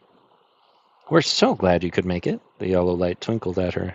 Me too, but I think we'll do better if you were real people, like I am. We will be. But for now, you must hurry and clasp us in your hands. We must take you far away from where you ended up. You're in the land of Wallaby. Oh, no. How did I get here? Kimmy asked, scared. Watessa sidestepped the magic fire we used to send you all where you needed to be. Now hurry, I feel the danger coming. Kimmy reached out, took both the red and yellow lights in the palm of her hands, and felt her feet leave the ground. Do not open your hands, no matter what, Redela said. Well, I won't, Kimmy answered. Don't look down either. We think Watessa cast some spell on the ground. If you look at it, the three of us will fall, and then we'll be captured. Don't worry, I won't look down. I was trapped there once already, and I've got no desire to be trapped again. Then let's fly like the wind, Redela said. Hold on tight, Charisma. It's windy up here. Kimmy felt the wind slap her face and close her eyes. You must keep your eyes open, Charisma. We can't see. I'm sorry. Kimmy opened her eyes again and watched as they flew through the night. When Manning landed, he felt his back scrape against something sharp and cringed. When he turned around, he noticed he had scraped down the side of a tree. His back stung as he looked around. He saw no one. So that went well, huh? Manning heard someone ask. I guess, he shrugged, my back scratched up. Well, by the time Watessa's done with you, you'll have more than just a scratch back. Who are you? Manning felt panic. The name's Vixbit. Where are you? If you look down, you'll see me on your arm. As Manning looked down, he saw what appeared to be an oversized fly with huge eyes, little fangs, and larger wings. What do you want? I don't want anything, however. Watessa wants you. So she wants me. Where is she? Manning asked, rubbing the medallion around his neck. She's not here, you stupid human. She sent me. Did she know? Well, I'm sorry to tell you this. She'll have to send someone bigger than you to capture me. No, she won't. I may be tiny, but I work with the magic I shall. Manning watched the little fly-like creature stand on its little tiny legs, and when Manning picked up his hand to swat his arm, but Vixbit was faster and landed on his nose. Oh, listen, you oversized human, you're coming with me. No, I'm not. Manning swatted at his nose. Yes, you are. Now it's time for you to sleep, Vixbit said from the top of Manning's head where he landed. Instantly, Manning felt his eyes close and the world went dark. When Shelby landed, she realized with a sinking heart that something was terribly wrong. As she stared at the darkened castle, she knew where she had ended up. This way with you, she heard a familiar lion roar. As she spun around, Kixmox was standing there. What do you want? She asked. I want to eat you for dinner. But you landed too close to Watessa's castle for me to do that. I guess the magic Vixbit used really worked this time. Now the Queen of Wallaby will be pleased. I don't plan to stay here. Shelby touched her bracelet. Kixmox laughed. You've no magic to save you. You've not learned it yet, so boo-hoo, you're staying here. Then Shelby watched the red dust floating towards her, and soon she was sleeping. Dave landed in a field with a thud. He stood and let his eyes roam over the land. Zombo? Tompkin, are you here? He yelled. When no one answered, Dave decided to walk around and noticed a large, ugly creature standing a few feet away. He blinked his eyes to make sure it was real and saw the thing was still there. You've got a big mouth. That's going to get you in trouble, the thing said. So? Dave shrugged. It hasn't yet. But the day will come when your sharp tongue will land you in a world of hurt. The thing looked at Dave with tiny red eyes. So, what happens then? I'll deal with it. Well, the day has arrived, so how are you going to deal with it? The thing asked sarcastically. Dave noticed it was 3 times his size and resembled a dinosaur. Its front claws were curled and it sat on its hind legs. I'm going to pretend you're not here, and then you're going to let me pass. The thing laughed so hard it shook the ground. I don't think that'll be possible. I work for the Queen. You landed in Walby, so now. The thing licked its mouth with its thick tongue. Makes you fair game. My people will come, and you'll be overthrown, Dave said, pulling his knife. The thing continued to laugh as the ground shook uncontrollably. Your people are no match for the magic of Walby. You're nothing more than a kid from this planet Earth, and by the sharpness of your tongue, you need to learn a lesson. Oh, you're scaring me now. Dave held his knife out in front of him, trying to stand, and as the ground shook. Who are you, anyway? Dave asked. The name's Dag. I work for the Queen. She told me that if I find one of you humans in her land, I could do one of 2 things. So, I'll tell you what she said. Whatever, I'm not really interested in anything that ugly old bat told you. Enough, the dinosaur roared at him, spewing spit in his face. For a moment, Dave wanted to throw up, but he didn't. When the thing finally stopped roaring, Dave realized his entire face was covered with mucus. He swiped at it, clearing it from his eyes, nose, and mouth. Move out of my way, or I'll slice you. You'll slice me with that tiny knife? I don't think that'll work. And unfortunately, you've yet to learn the magic to become your given name of Dagger. So? Dave continued to hold the knife as he stared at the thing. So? That means you're a human with no powers. It means I can put a spell on you and eat you for dinner. It means that you're useless in Panora, and you're Fairy Queen. And your queen, Fiery. Wow. Fiery's a queen? Dave asked, confused. He didn't remember her telling any of them that. Yes, you imbecile. She's the highest power of Panora. She is the queen's most high. The problem is your tongue is sharp, your mouth moves fast, and your ears don't hear. That's creating a lot of problems for you right now. So, you've got a point? Make it, Dave demanded. The point, as you call it, is that right now you've got nobody willing to save you. Even as we speak, people from your land know where you are, and look around you, Dagger. They're not here. Maybe they're coming. You stupid boy. They're not coming because you're not worth saving.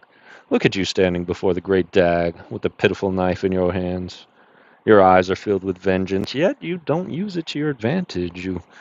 So you see, this is the end for you. By the time Watessa's finished, you'll be given 2 choices. The first will be to switch your good power to evil. If you do this, you will be in charge of the land around the castle of Walby. Never, Dave said. Then the second choice will be death. Unless, of course, she decides to have mercy on your sorry human soul. If she does, you'll remain her prisoner for all eternity. Listen, Dagwood, I've got friends on the good side of this world, so I won't leave. Take your evil and shove it.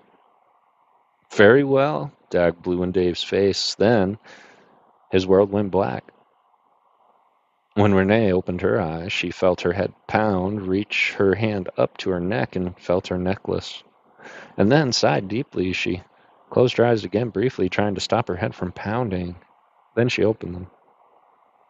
She sat up and saw a strange, wondrous bird standing before her. Come, Raven, you've much to learn. We must move quickly. There's danger on the land. Your magic awaits, and so do your wings. Who are you? Raven asked. My name's Rennie.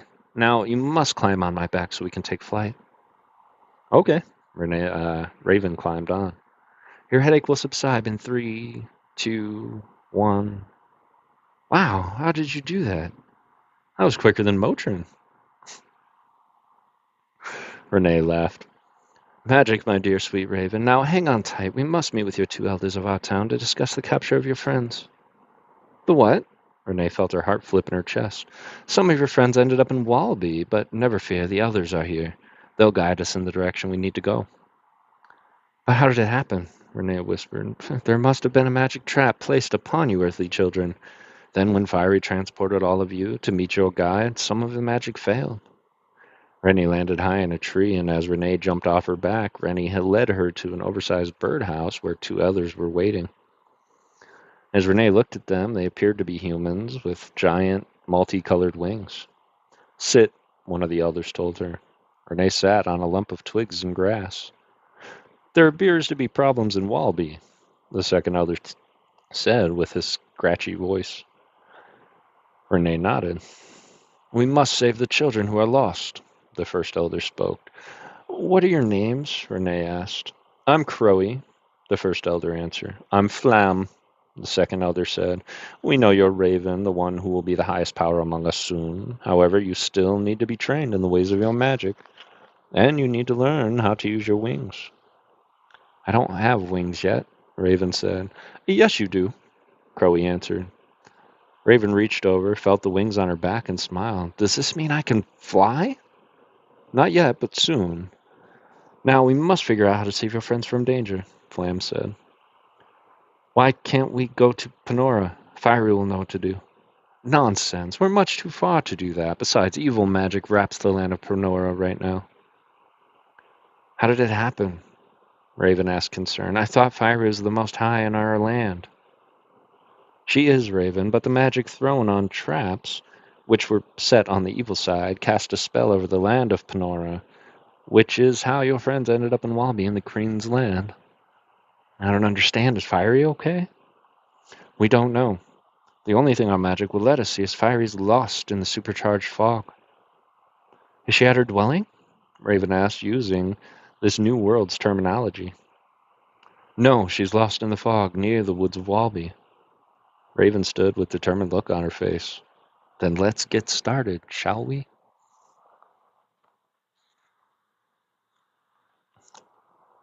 Looks like Renee wants to go save her friends. Kitty-o! Extra avocado! How's it going? It's good to see you. Appreciate you popping in. Welcome to the Spirit Clan. Got a new card at some point and guess I never renewed. No worries at all, my friend. Much love indeed. It is good to see you. I hope you and Kitty-o are doing well, enjoying the Pokopia.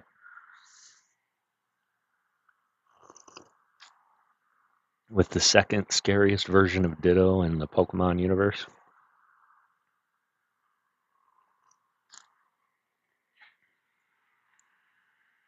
The first being, of course, Detective Pikachu.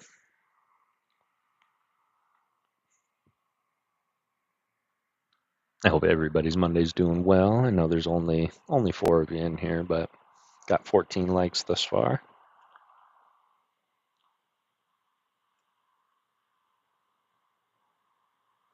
And yeah, story's starting to get good. Let's keep at it, shall we? Chapter 10.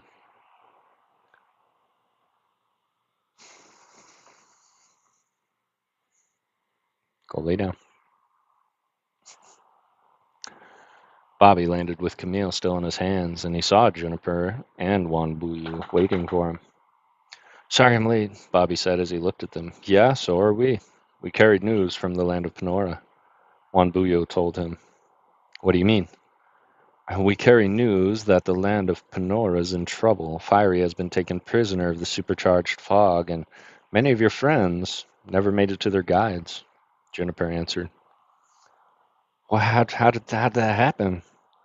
Apparently, there was magic used from the evil side. When all you humans were transported to your guides, Fiery's magic was overridden by the evil spell that had cast out. Some of you merely landed in the wrong place, easy remedy, but your other friends, some of which never made it to their guides, are now trapped in Wallaby. Watessa has them. It's been confirmed. Juniper looked at Bobby. What can we do? We can plan and teach you the basics of your magic quickly. You'll have to fight if we travel there. Even as we speak of this, the other guides have already made contact with the 2 of us. Juniper nodded towards Wanbuyu. What'd they say? The news is bleak. They said that Dave, as you call him, and Shelby and Manning never made it to their guides. They've all been captured. Now Fiery is being held in the supercharged fog, which means her magic is useless. Bobby touched his medallion and then looked at the knights. Let's get started then. Tell me exactly what I've got to learn to help, and we'll go. We must send word first, Wanbuyu said. Bobby nodded. I shall go forth in doing so now. Wanbuyu walked away. Whatever shall we do? Camille now appeared, and Bobby saw her for the first time. She was tiny, and her entire being was pure white, and she was the brightest green wings Bobby had ever seen. She was beautiful. You shall stay, Camille? Juniper asked her. I shall stay until Fiery is free to control your land once again. Juniper nodded. Let's get started then. As Kimmy landed softly on the plush hillside, she opened her hands and watched the red and yellow lights dance before her. When she saw two women appear, she couldn't stop staring at their sheer beauty. The first one bowed, and her long black hair glistened. I am Zuela. Wow, you're beautiful. When the second woman appeared, she also bowed with her long hair flowing red. I am Redala. I can't believe how beautiful you both are, Kimmy said. As are you, child. Zuela stared at her with dark eyes. She'll learn eventually what beauty she holds, Redala told Zuela, and then looked at Kimmy with her green eyes. We've news coming in, Zuela said. What kind of news? How do you know? Kimmy asked in awe as she watched the two women stretch their arms straight out towards the sky. Then Kimmy saw the sparks travel the length of their bodies, and she held her breath, knowing what was happening to them had to hurt. Both women's bodies were glowing blue and vibrating. Their eyes rolled to the back of their heads, and Kimmy thought they were going to die. Finally, the sparks stopped, and the two women looked sadly at Kimmy. We've received word that's all not too well in Panora, Redala told her. What do you mean? The news we received talk of the evil curse has taken over the land of Panora, Zuela told her. Well, can't Fiery stop it? She's powerful like that, right? Yes, Charisma, but unfortunately the evil has gotten her as well, Redala said. What do you mean? Kimmy panicked. Just what we've said, the evil has gotten Fiery. She's trapped in the supercharged fog in the woods, and Watessa, the Queen of Walby, is responsible. What should we do? There's more news, Charisma. This next bout you mustn't take to heart, Zuela answered. What is it? Kimmy whispered, fearing the worst. Some of your friends never made it to their guides. They fell through the evil magic cast upon them. What do you mean they never made it? Where are they? They've been taken prisoners. They belong to Watessa now. No, they don't. Tell me what we need to do to free them. You love your friends deeply, Redala asked, concerned. Yes, I love them. We grew up together. Tell me what I need to do to save them. She stomped her foot. I'll do whatever it takes. It's not that easy. You must first learn how to use your magic, at least some of it. If you go without powers bestowed upon you, then you'll become a prisoner as well, Zuela said. Then teach me what I must know. Let's stop wasting time. I've got to get to my friends. We know. Which friends didn't make it? We're unsure of that. But we do know 3 of them are being held prisoner as we speak. The 4th is our Queen of Panora. We must save her first from the supercharged fog, or she'll be lost forever. Then let's get started. First, you must listen, Charisma. When we go to rescue our Queen Fiery, you mustn't forget your magic or the ways you can cast your spells. The magic that's holding Fiery can only be broken with magic that's more powerful. If you fail, Fiery will die, Redala said. So you must concentrate, learn, and remember every step to the magic we're going to teach you. Okay, I promise I won't forget. It's paramount, not only for Fiery's safety, but also for you and your friend's safety as well.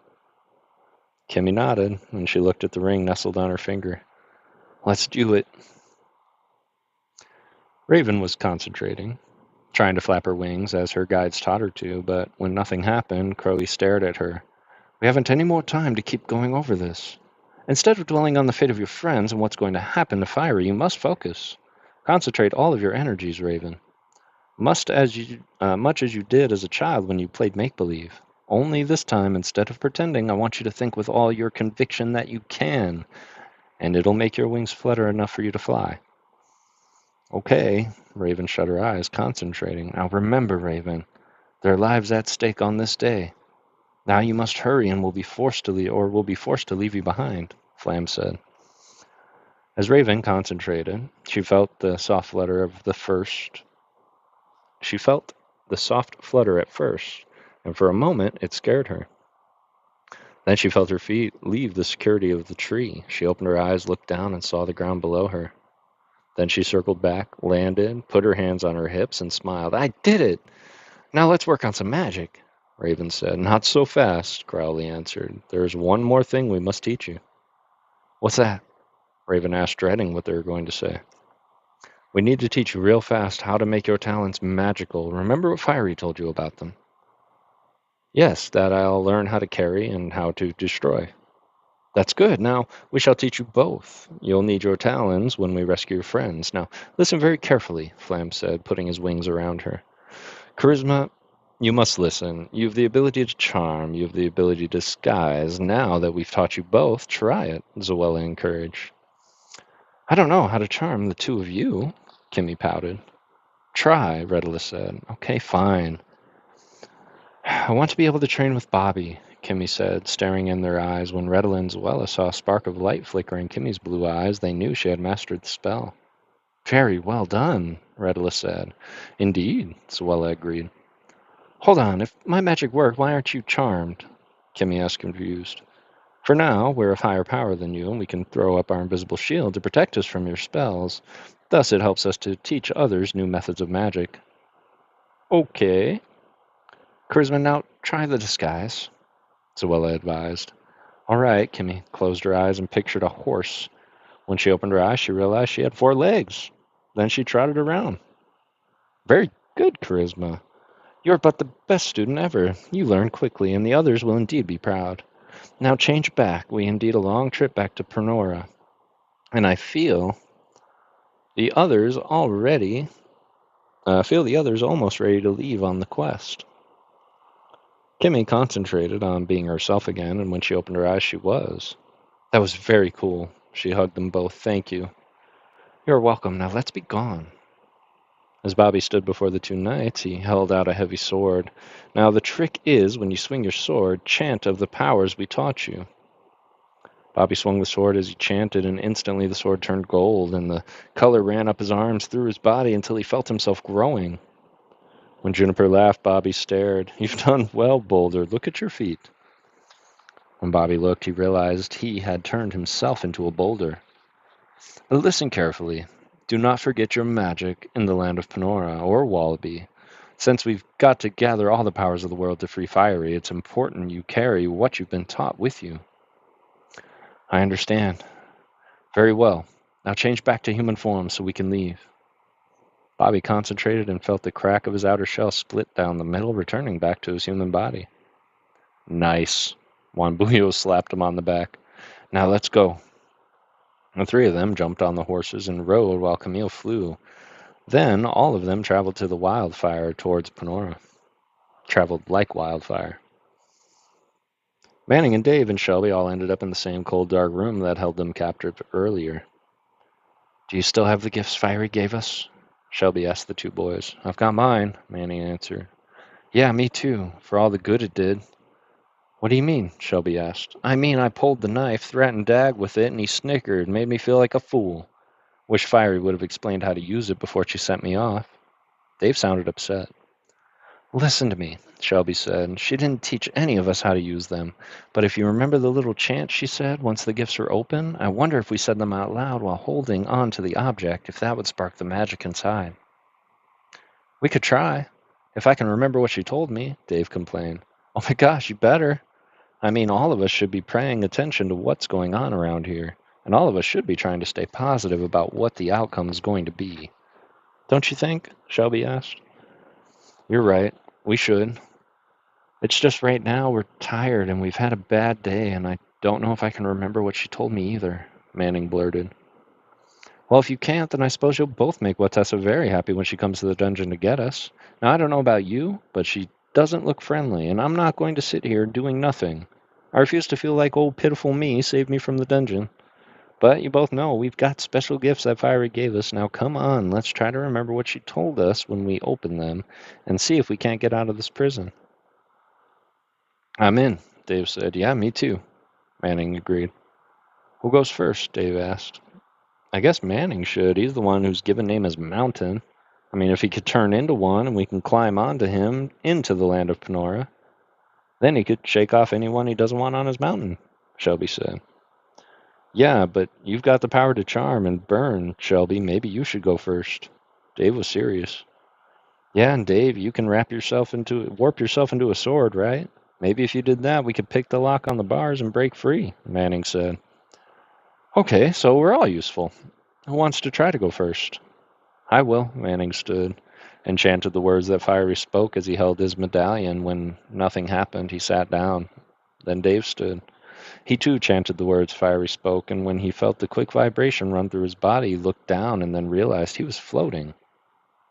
"Oh my gosh, you did it," Shelby whispered. "You're a magnificent sword."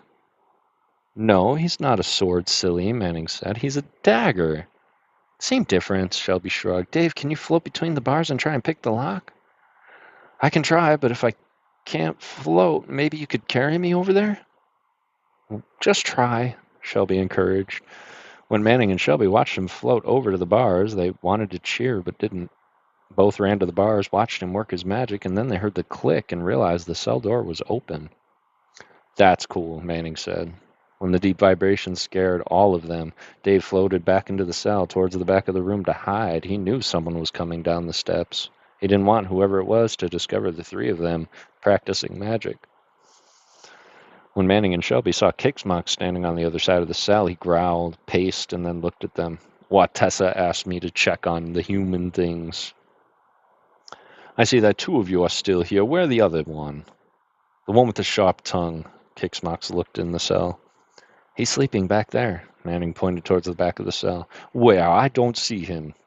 Kixmox was just about to unlock the cell door when Dave walked up yawning and stretching. "What's going on?" he asked innocently. "Just making sure. We've captured three of you humans and wanted to make sure all three of you were still here." Kixmox growled, backing away from the cell door. "Let me see one." Dave touched his head. "Two." Dave touched Manning's head. "And three." Dave touched Shelby on the head. "Yep, all three of us are here," Dave answered. "Someday, Dave, as your earthly friends call you, we're having at it. 1-on-1, and I bet I can guess who's going to win." "Yeah, you know I'll win," Kixmox, "but that's what you get when lion meets dagger, huh?" Dave laughed. "That's enough. I think I'll doctor the report to that what Tessa gets now. I'm going to tell her to come visit the three of you for herself. Then I dare you to use that sharp tongue when she stands before you, Dagger. She'll rip your tongue out of your mouth and then eat it quicker than you'll ever know what happened." Kixmox told them, and then the three of them watched him disappear. They waited only a few moments, and then they pushed the cell doors back, slipped up the stairs, into the field, onto the front of the castle, then into the woods. Once they felt they were a safe distance away, they stopped. "I'm going to try my magic now." Shelby placed her hand over her bracelet and chanted.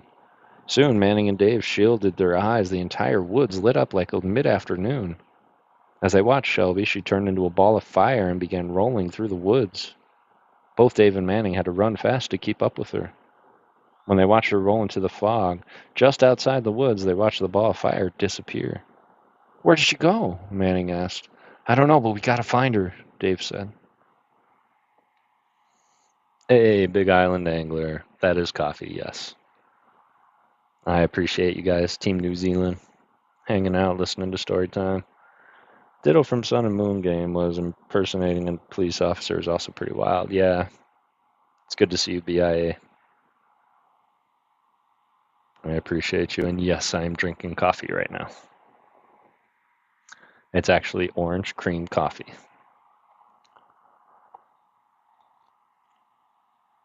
And it's quite scrumptious.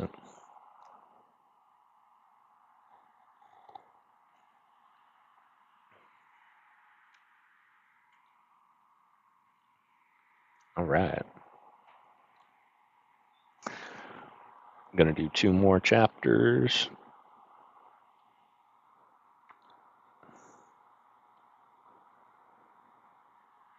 Yeah. It's about exactly 20 more pages. Chapter 11. Fiery looked around and realized she had fallen into a vicious trap. Right now, there was no way out. For her, this defeat was the ultimate betrayal of her powers. She knew she should have paid more attention to what was going on, but she wanted to spend as much time with the children before they left as she could. Now, as she sat on the cold ground, she wondered if any people from her land she knew she was trapped, and if so, were they coming to rescue her? Every bit of magic she tried to get herself free was of no use. Right now, she was as powerless as she had been when she first arrived. When a burst of light caught her eye, she stood, hopeful that it was Shelby, and she knew better in her mind. She knew which children Watessa had taken prisoner. As she watched the ball of fire bounce towards her, she could not pull her eyes away from the burning sight. For a moment, she thought the fireball was going to smash directly into her, but she knew it wouldn't be allowed. Watessa would waylay the sunburst that was rolling through her land. As Fiery stared, she was shocked to realize the fireball had stopped inches from the supercharged fog where she was being held captive. When the fireball twitched, Fiery smiled and knew a rare and powerful person was controlling it. If any humans just learning the craft of magic were controlling it, Fiery knew the ball and its light would have already been extinguished by itself. As the ball lifted, it bounced against the fog surrounding Fiery, and finally she smiled. She had no idea who the fireball belonged to, but silently applauded it for its bravery. Obviously, whoever it was had forgotten that not one single spell of magic could free her. It would take the entire magic of good side of the land for that. Finally, the fireball rolled back the way it came, and with a heavy heart, Fiery sat back down on the cold ground to wait. When Dave and Manning saw the fireball rolling back towards them, both jumped behind a tree and watched the ball of flame stop fairly close to where they were.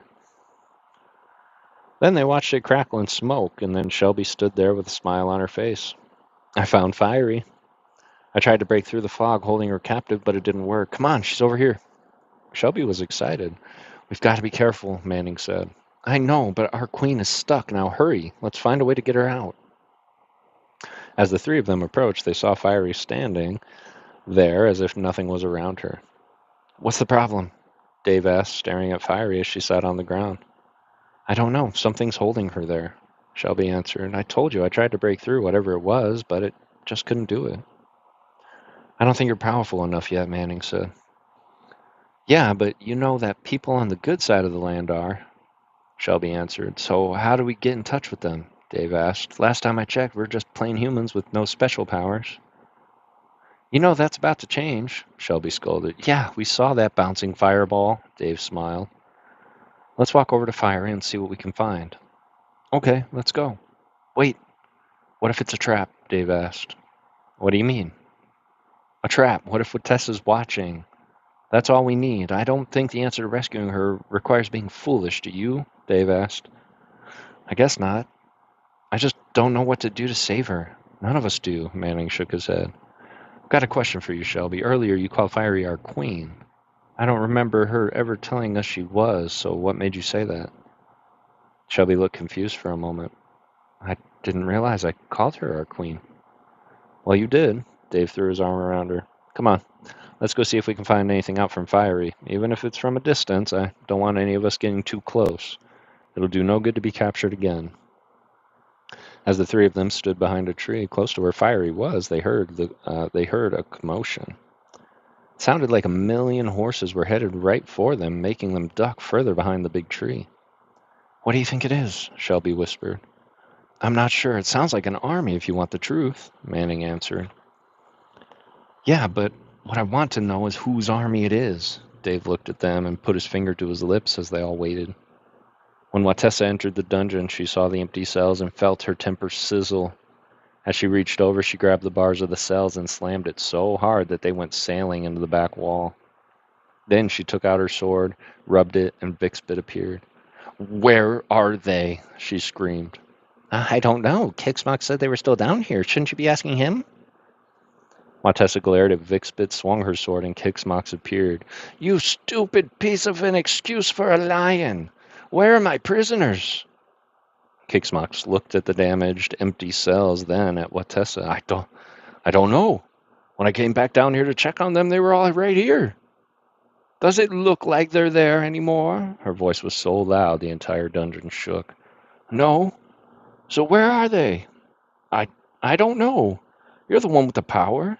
You're the one who can see things, not me. You're asking impossible questions I don't have the answers to, Kixmox said. When she threw her tentacle towards him, she smacked his body across the room where he crashed on the wall and slid to the floor. Vixbit watched and knew his queen was livid, but until she dismissed him, he couldn't leave. His powers couldn't let him. Finally, she swung her eyes to Vixbit. Find Dag I need to speak with him. After you've done that, find Rosello, Fipple, Tupelo, and Excise. Send them to me. If you fail in doing what I've asked, you are finished in the land of Wildby." She stared at Vixbit and then nodded. "Remove that stupid piece of flesh from my dungeon. Kixmox no longer works here," she told Vixbit, and then she snapped her tentacle and he was gone. As Rain, Wendy, Tully, Helen, Winona, and Violet sat together at Rain's house, they watched through their crystal jewels, and they were shocked to realize the world of Penora and their children's lives were all at stake. "Now, ladies, you know what we've got to do. We must stand, introduce ourselves, and say our Earth names. If they are different, then speak our child's names out loud for any of this to work. So I shall go first." She stood. "My Earth name is Rain. My given name is Rain. I'm the mother of Kimmy." Then she nodded. "My Earth name is Wendy. My given name is Windy. I'm the mother of Bobby. My Earth name is Helen. My given name is Hurricane. I am the mother of Manning." The next woman stood. "My Earth name is Tully. My given name is Tornado, and I am the mother of Dave. My Earth name is Violet. My given name is Volcano. I'm the mother of Shelby. My Earth name is Winona. My given name is Wings. I'm the mother of Renee." "Very good. Now let's discuss what's going on." Rain looked at them. "What should we do?" Violet stood, looked at her friends, and waited. "We wait until we get word from the people of the good land of Penora need our help. Trust me when I say that it looks bleak. But if it is, they shall contact the six of us to help," Rain said. "Are you not upset, Rain, over what's happening?" Bobby's mom asked. "Of course I'm upset. But we all know the rules of our heritage. We have to wait until we're contacted. To go through the porthole without permission would be disastrous, and everyone here knows it. The only reason all of us are upset this time more than the previous time is because all of our children have been taken to learn of their magic." Rain stood. "Well, I'm worried about all of them, but especially Manning. We all know he's strong-willed." Manning's mother blurted. Dave's mother, Tully, laughed. "Not one of those children is more strong-willed than my son Dave," and she shook her head. "If anyone's going to break the tradition, he will. So we need to keep our spirit eye upon that child, or he could endanger the rest of us." "You're right," Wendy agreed, "but all of our children could ruin what's going on in Penora if they don't pay attention and do what they're told." "I think we need to have a little more faith in our children," Winona said. "Yeah, it's easy for you to say. I think your daughter, Renee, is the sweetest child," Violet answered. "I mean, even my daughter, Shelby, has her moments." "They all do. That's what makes them unique. If you think about it, they all inherited a part of each of us. I know Manning inherited a lot from me." All of them laughed, and they watched Rain's blue eyes cloud over. "Someone from the other side's trying to contact us." She pulled her eyes away from Penora long enough to look at her friends. "Shall we?" Rain asked, and they lit the blue candles that formed a circle on the dining room table. Each sat and held hands. As the six women listened to the message, the words, more powerful, causing each of them to tip back in their chairs. When the message was over, each woman had a blue streak on her left arm from elbow to pointer finger. "Does everyone understand the message?" Rain asked, standing up from the floor that they were all thrown to. When she watched her friends nod, and then they each blew out the candles as they chanted, still holding hands, and then they all disappeared. Fiery heard the stampede and shielded herself against the army, which was approaching. She knew that by the sound of the hooves it was the enemy. As she turned, she saw Shelby, Manning, and Dave by a tree a few feet away and waved her hand, as if to shoo them away from the area. All three of their children continued to stand where they were, even though now Fiery felt frantic. She waved her arms erratically. Finally, she stopped when she realized they were not going to leave her. "I think she wants us to leave," Shelby said. "Too bad. She's trapped in there. I'm not leaving," Manning answered. "Besides, if we were trapped, she'd never leave us. I mean, earlier she sent her pixie angel and her fairy to work their magic, and that's the only way we managed to get out of the dungeon. Now we owe her." "You're right, so stand ready." Dave pulled out his knife, rubbed the blade, and soon turned into a dagger. Shelby touched her bracelet, chanted the words she heard Fiery use when she presented her with her gift, and soon she turned into a fireball. Manning watched his friends and lifted his medallion into his hand, chanted the words he thought Fiery used when she gave him to him, and soon he felt one of the worst pains. He felt his body growing, enlarging to unimaginable proportion, and he knew he was turning into a mountain. As Watessa's army descended upon Fiery, the people of the good land felt a vibration from it and pushed to get there. They knew that Shelby, Manning, and Dave were already there, and that the three of them would be forced to protect Fiery from the evil, but they weren't strong enough in their powers yet.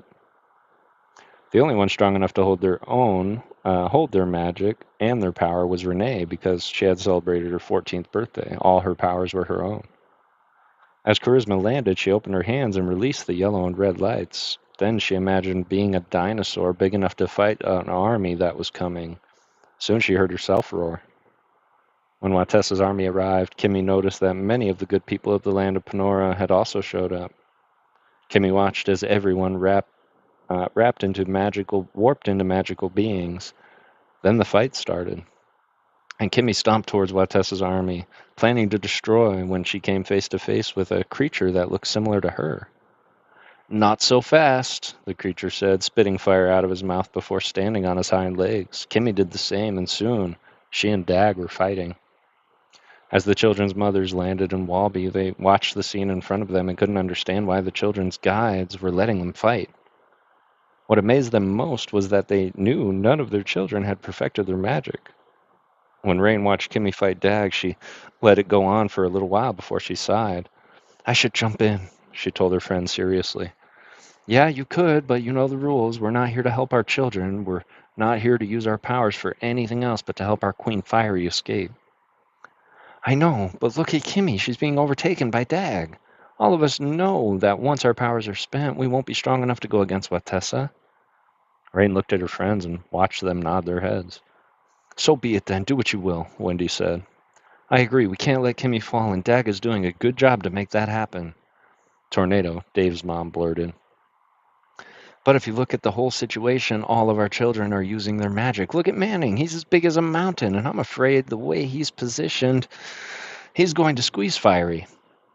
Raven's mom, Wings, said. Then when they saw exactly what she was talking about, all the women looked at each other. Maybe not all of us need to use our powers, because I'm going to fly around Manning and see if I can talk to Fiery. She'll know what to do. Wings told him, excellent idea. And Rain, you need to talk to Kimmy. She'll know what to do. I shall try then. As Wings closed her eyes, she concentrated on her wings and making her talents magical.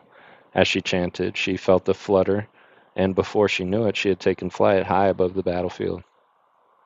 When she looked down, she saw the perfect way to land inside Manning's mountain. As she circled, she hoped Manning would feel the goodness of her powers, because it wouldn't take much for him to squeeze her. She landed gracefully on one of the ledges and summoned Fiery to turn around and look at her. Once she did, Wings smiled at her queen. What should we do? She asked Fiery. You should stop Manning. I know he's but a child still learning the craft of his magic, but I'm frightful he'll end up squeezing me to death. His walls are coming dangerously close, and I am powerless against him. We know, Queen, so tell us what to do. You're all here, then? Fiery asked calmly. Yes, we are. We came soon as we were summoned. Then this is what you shall do. First, speak with Manning, tell him to stop moving his mountain. Second, have Tibbs throw his sleeping spell on as many of Watessa's army as he can. Third, gather up the good magic from the circle around the mountain, linking hands, and chant. Fiery looked at Wings. I hope you realize my future is in your hands. I understand, my queen. Wings bowed, looked at Fiery one last time, and then took flight. As she circled Manning, she landed next to his ear. You must listen, Manning. I am Renee's mother. I've just spoken to our Queen Fiery, and she said you must hold still. If you continue to let this mountain grow, you'll squeeze the life right out of her. How do I do that? Manning was alarmed. Be still within your heart, and you'll stop moving. Okay, but you must concentrate hard, Manning. I will. As Wings watched him, she noticed the mountain stopped. Good job, now hold still. Soon you'll see the good power surrounding the outside of the mountain. Stay still while we work our magic. If you can do that, you'll prove honorable enough to utilize what's been given to you. I understand, Manning told her, concentrating. Now, I must go. Be still, Wings told him one last time, and as she took flight back to her friends. Once she landed, she looked at each of them. Gather the good magic, and Rain, you need to find Tibbs to cast the sleeping spell on the bad magic of the land. I'll find Tibbs and Tompkin. They will be stronger together. Their spell's twice as potent, Rain said. Good, the rest of us will gather the good magic, form a circle around the mountain, holding hands while we chant. Do you think it'll work? Windy asked. It has to, doesn't it? Tornado asked. We must save our queen, or the goodness of the land shall fall. Let's separate and do our jobs, Wings said, and then all of them were gone. Well, that war came out of nowhere, didn't it? 3:20 falling asleep. No, no worries at all. Appreciate you, Professor. What's up, RJ? Scrumptious what? Scrumptious lesson. Scrumptious lesson coffee. Well, that got intense pretty quick, didn't it? There's still a lot of book left, too, so hopefully there'll be another battle in there. 17 likes, let's go. Still got 6 of you ghostly readers in here. Hey, what's up, Me10? It's good to see you. It is good to see you. I hope you are all doing well and relaxing or lurking or passing out. That is totally okay to do. We're going to read through one more chapter. That should bring us to right around that 2-hour mark, so we can keep it 6 chapters a stream. But I really, really appreciate you guys being here, smashing the like button, and being invested in the story. Really appreciate you guys. It's fascinating to see this world after so long. But let's finish it up. Chapter 12. When Kimmy saw her mother floating around, she felt like crying. She was never so happy to see her. She continued to fight Dag, but anyone could see she was much more powerful than she was, and she knew she would be badly beaten. Her body ached, and what she wanted right now was for someone to save her. If she continued fighting against someone as powerful as Dag seemed to be, she knew her short life would end. She watched as he prepared to claw her again, but managed to duck out of the way. When she counterattacked, he laughed at her. You're no match for me, Charisma. As soon as the words left his mouth, Kimmy knew what she needed to do. As she concentrated, she felt herself change into a giant ball of fire. Then she bounced against Dag and heard him scream in pain. She retracted and then bounced against him a second time. Again, he screamed out, and when she looked at the damage, she realized she had burned him pretty badly. Squinting his eyes, he turned to face her. Kimmy noticed the hatred in them. This isn't over, Charisma. I shall return more powerful than I already am. Then I'll find you, and you and I will once again do battle for good and evil. Watch me, Charisma, and expect me. When I come again, I'll destroy not only you, but your entire fleet of magic. I don't think so, Kimmy yelled as she bounced against Dag more powerfully the third time. You shall suffer the worst pain when I return. Until then, he stared at her, turned, and limped away. When she felt something falling on her, she looked up, realized it was Rain. But not only her. Then she heard her mother's voice. You did well, Charisma. Now it's time to gather the good magic around the mountain. Help me gather our people. Once this is done, lead them to Manning's Mountain. We must hold hands and chant our magic. Okay, Mother, Charisma answered, then bounced away. As Kimmy found Dave, she told him what her mother had said, and he helped her tell the good magic of the land what they needed to do. Tibbs and Tompkin had thrown their sleeping spell on all the bad magic, and soon all were on the ground sound asleep. Then they were all gathered around Manning's Mountain, waiting for someone to start the chant. When they heard Kimmy's mother start it, they at once knew what to say, and they all joined in. Everyone concentrated and spoke together to free the queen.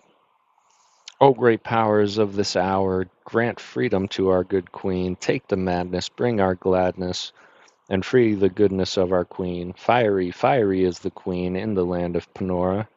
We will sing. Bring the enemy to understand that they can't win against our land. Free our people of this evil curse.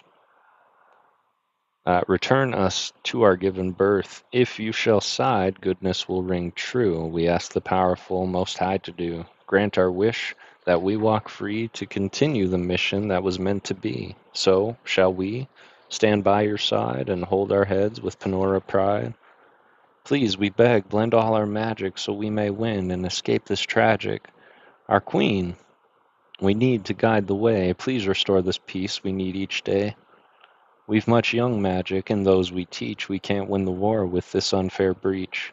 Don't let it continue. We ask of the Most High. Free our queen, wave your hand, and let us fly. Once they were finished, they repeated the chant until they saw the sky open. Lightning speared into the land, shocking all the bad magic, and eventually a calm settled over the land. When they heard the bubble holding fiery captive burst, and a rush of water splashed over the side of the mountain, and they all cheered as Fiery stood on top of Manning's mountain.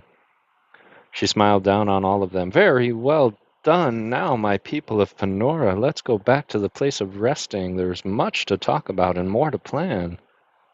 Then she looked at Kimmy, Bobby, Shelby, Renee, and Dave, and patted Manning's mountain. As soon as she touched it, Manning felt himself shrink, and before he knew it, he was normal again, and Fiery was floating. Now, my children, with the young magic, your training will resume at the House of Resting for now. There is much to do, and we must hurry from this evil land before Vatessa arrives. She is on her way. Now hurry, my good people. Fiery waved her hand, and one by one they all disappeared, then reappeared outside Fiery's house. Wow, how'd she do that? Dave asked. Magic, Kimmy smiled, and he noticed she was bleeding on several parts of her body. Come on, Kimmy. You need to get cleaned up. Bobby threw his arm around her and led her into the house, and the others followed. As soon as Kimmy saw her mother, she ran over to her and threw herself in her mother's arms, and Rain pulled Kimmy out of her embrace, touched every wound on her child's body, and they healed instantly. Then she smiled at her daughter. You did well, my child, but you've still much to learn. Kimmy nodded and stared at her mother with tears in her eyes. Don't cry, my child. All is well in the land of Panora. But will you leave again? Kimmy asked. I'll be here a few days. We've much to discuss, and you've much to learn. Come now, Fiery needs all of us. Rain put her arm gently around Kimmy's shoulder and led her into the colorful room. Once they entered, Kimmy noticed all her friends sitting next to their mother, staring into the fire in the center of the room. As Rain led Kimmy to an empty chair, they both sat and waited in silence. Kimmy led her eyes straight at the fire, which was burning orange, and found she couldn't pull her gaze from it. Now, good people of Panora, what happened today we are calling of the Most High. Our magic is suffering because our numbers are few. The evil of the land of Walby have grown in numbers, and thus their magic is more powerful than ours. For now, the magic of the people from the planet Earth have been brought here to rejuvenate, if you will, and to restore our powerful magic. Fiery's eyes swept the room, and she noticed now the only ones not staring at the fire were the 6 new children. You all must focus and learn all there is to know. Your training with the elders of Panora and all the land of goodness shall be intense. We've very little time to get our world perfect, and during this time we must perfect and nurture our magic. Our grandmothers, as you earthly people call them, will visit us in our dreams to teach us of our heritage, and at the end of this long road, all the good people of Panora will have grown richer by the knowledge of the elders, whom have decided to bless us with their power. Let none of us falter, and we shall succeed. When Fiery stopped, she looked at all of them. Any questions? When Rain held her hand up, they watched Fiery nod.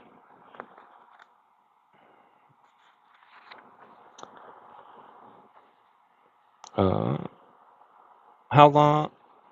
How long shall we stay, Queen?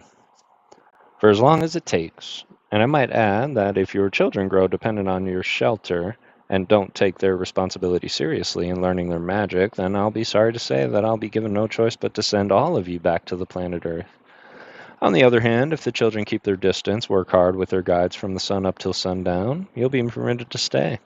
Those are the rules set forth by the highest power. Kimmy raised her hand. Charisma. At the end of our training, like the end of our day, are we allowed to spend time with our mothers then? I'm sorry, Charisma. It states in the stars that they too will be in higher training, and that each good person in Panora must learn the magic that is their heritage without interruptions from their children.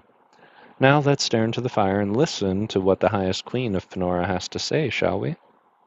When they all turned their attention to the fire, Kimmy noticed the color had changed from orange to blue. As she stared, she saw her grandmother Culver's face in the fire.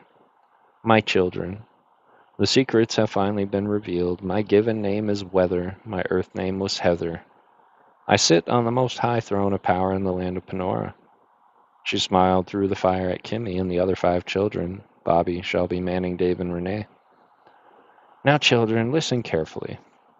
The only people you are to trust are your guides. Work hard so at the end of the day you may visit with each other, but not with anyone else. You shall take your meals together, sleep together, but train separately. At no time are you to use your magic without the permission of your guides. Only if Fiery requires you to use it, then you shall do so. If you follow orders, work hard, the land of Penora shall be yours. Someday, my children, you will let go of your own children to come to the land of Penora as your mothers did. They too will learn the magic bestowed upon them through their birth. Then, when the time is right, you too shall join them here in the good land, and their teachings will begin. Now it's late, my magic is spent, and you're all tired. It's time to relax and get ready for tomorrow. It will be a hard day for most. Word has it, Watessa is gathering more of her army to invade the land of Penora. Kimmy, Dag is restless and waiting to come for you.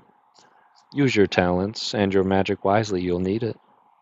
Then they all watched Grandmother Culver disappear. Fiery clapped her hands. I'm so joyful that we're all here. Now, first thing in the morning, we'll gather right here in this room and talk about what we shall do. Until then, they watched Fiery blow smoke towards the 6 children, and soon they were sleeping. Fiery looked at the elders in the land. Come, we've much to talk about, Fiery said, leading them outside where they gathered around the second fire. As soon as they settled, Wendy spoke. Will our children be all right? She asked, worried. Fiery laughed. It's funny how all you earthly mothers always ask that question. Why, I remember when each of you was young, your mothers gathered around this very fire and asked the same question. So I shall tell you what I told them. Your children will be as good as their upbringing. If they listen, obey, and work very hard, they shall do well. If they stray and become defiant, the enemy will capture them, zap their magic, and they will fall forever to the evil side of the land in Walby. Now, if you're confident that you've taught them well in the ways of their manners and their abilities to follow orders, each one shall be fine. If you faltered in any way, well, you each know the outcome. Now, let's listen to the spirits in the land, for they have much to say. Elders of the land of Penora, we've gathered your strength, for magic is needed to save our given land. Through the strength of all of you, with the help of our young children, we'll once again enter battle. It will be at this time goodness will be tested, as the evil land of Walby grows stronger. I ask all the elders of our land to look upon their upbringing, hold on to these words your mothers once spoke to you long ago. These are the words your children must hear, so lay the whispers of each one of your voices upon their young ears, and they too will begin to understand what is needed. If none speak of the past, mistakes will go on forever. It is here, and it is now, that your young children, with the pure magic, must hear the words of wisdom the land of Penora lives by. It is through your words our children will understand what is happening. Now, mind you, the children will think it to be unfair, unjust, if you will, that we took them out of their childhood in order for them to learn the ways of their magic. Be strong, and do not allow your children to grow selfish in what they want. Give them what they need, and they shall make each of you proud.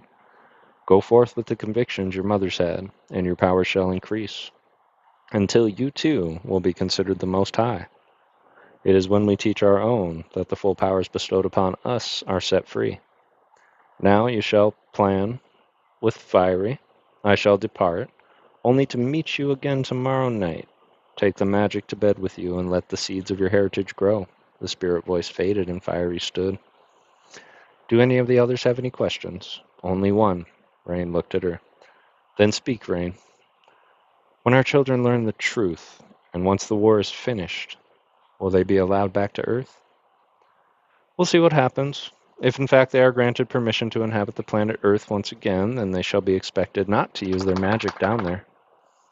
And if they do, Tornado asked, then it will bring destruction slowly to their planet. But will it harm our children? Manning's mom looked worried. It could, Hurricane.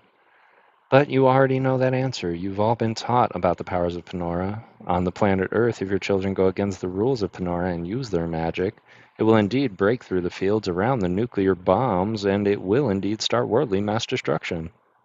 So I suggest you teach them well, with the time you're allowed to spend with them.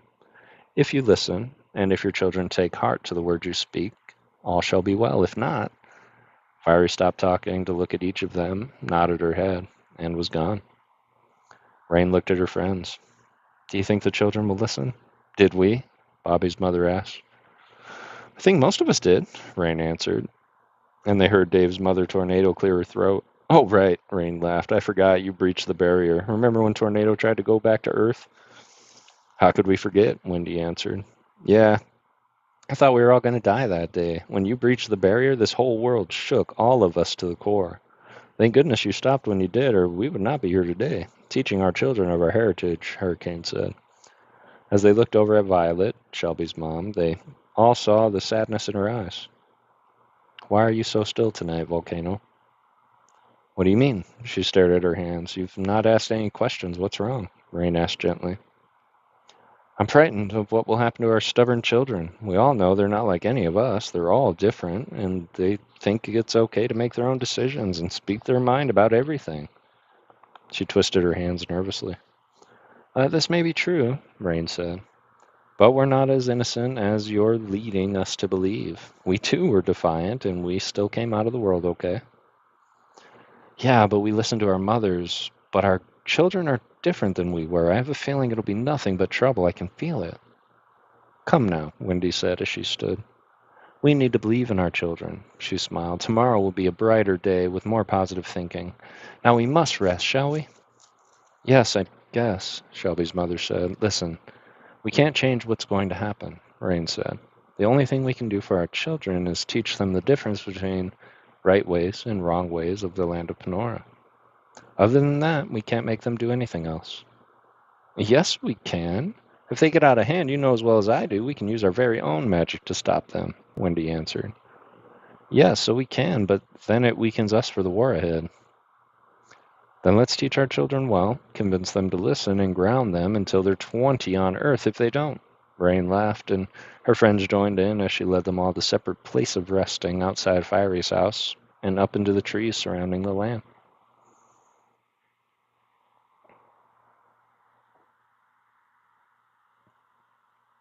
On dinner tonight, I have no idea what they're cooking. Let's go. Jesse! I hope you're doing well. It's good to see you. Classic Jesse coming in right as we're about to end and finish it up. But no, I really appreciate you. I hope you had a beautiful Monday. And yeah, that was our 6 chapters for the night. So what do you guys think thus far? Now that we've gone through one little battle, we've seen some powers. I think I would like to see that visually represented, to see Kimmy transform into a giant dragon beast and take on Dag. That sounded like my favorite part of the scene. I don't know how I feel about kids turning into mountains, but I'm sure that will have some purpose. I'm sure whatever it is that they are cooking, it is going to be fantastic. Yeah, let me know what you guys think of the story so far.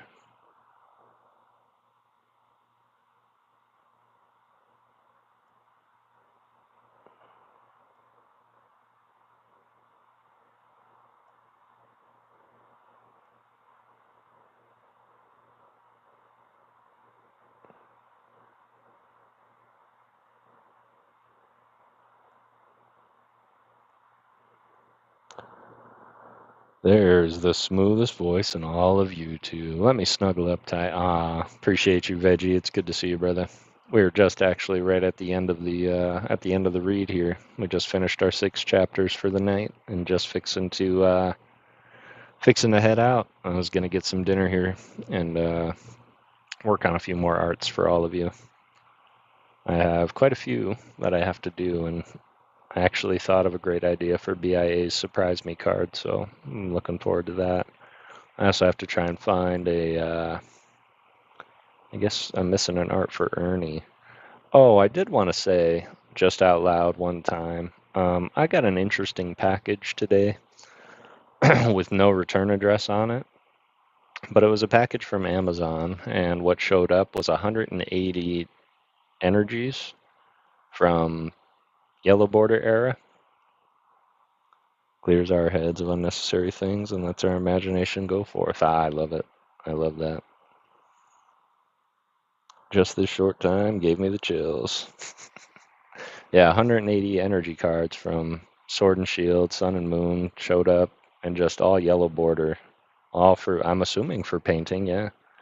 So it definitely gave me a lot of canvases. And yeah,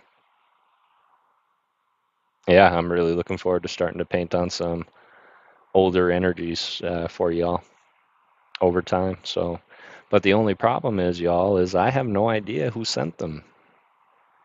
No idea who ordered them for me. I know I was expecting energies from Mary Bear, but I thought she was just sending some fairy energies. So I don't think they were from her. So if it was you, thank you. I will find out who did it, and we'll go forward from there. So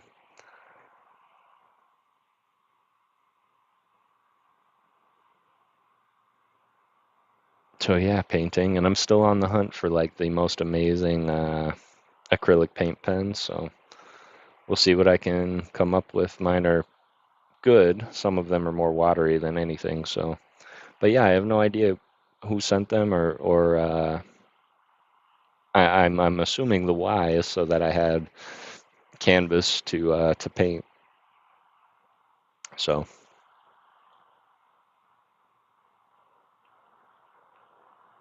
all right, y'all. I think that's gonna. Hey, what's up, Marble? It's good to see you, fam. We're just about wrapped up. I think we're gonna go and drop off at our good friend JR Jackson Jade. I know that he's still alive right now, so we'll go ahead and raid JR. Um, he he's a nice stream. I know that he does let some swears slip every now and again, so just wanted to have that, viewer discretion advised. He's normally really, really good, but things do slip out, so just wanted that for my younger viewers. But I do believe we are going to head on over to JR Jackson Jade, the other amazing brother with the incredibly soothing voice. Seems like a good raid target after a relaxing read, so but really appreciate you guys sharing this story with me. It's given me a lot of great ideas, and I think I want to do something. But I'll get your guys' thought after I'm done with it. So, but with that, y'all, always remember to go out and get everything that you set out to get, and don't let anything stop you. But it takes $0 to be a good person. So always do it through peace, love, and Pokemon. And of course, thank you all so much for believing in ghosts. Meatballs with melted cheese with diced bacon for dinner from the kiddo. Let's go. That sounds incredible. That made me really hungry. Now my sandwich doesn't seem so great, but no, you guys enjoyed dinner. I really appreciate you, Team New Zealand, and everybody else in the chat. Jess, I hope you have a beautiful rest of your night.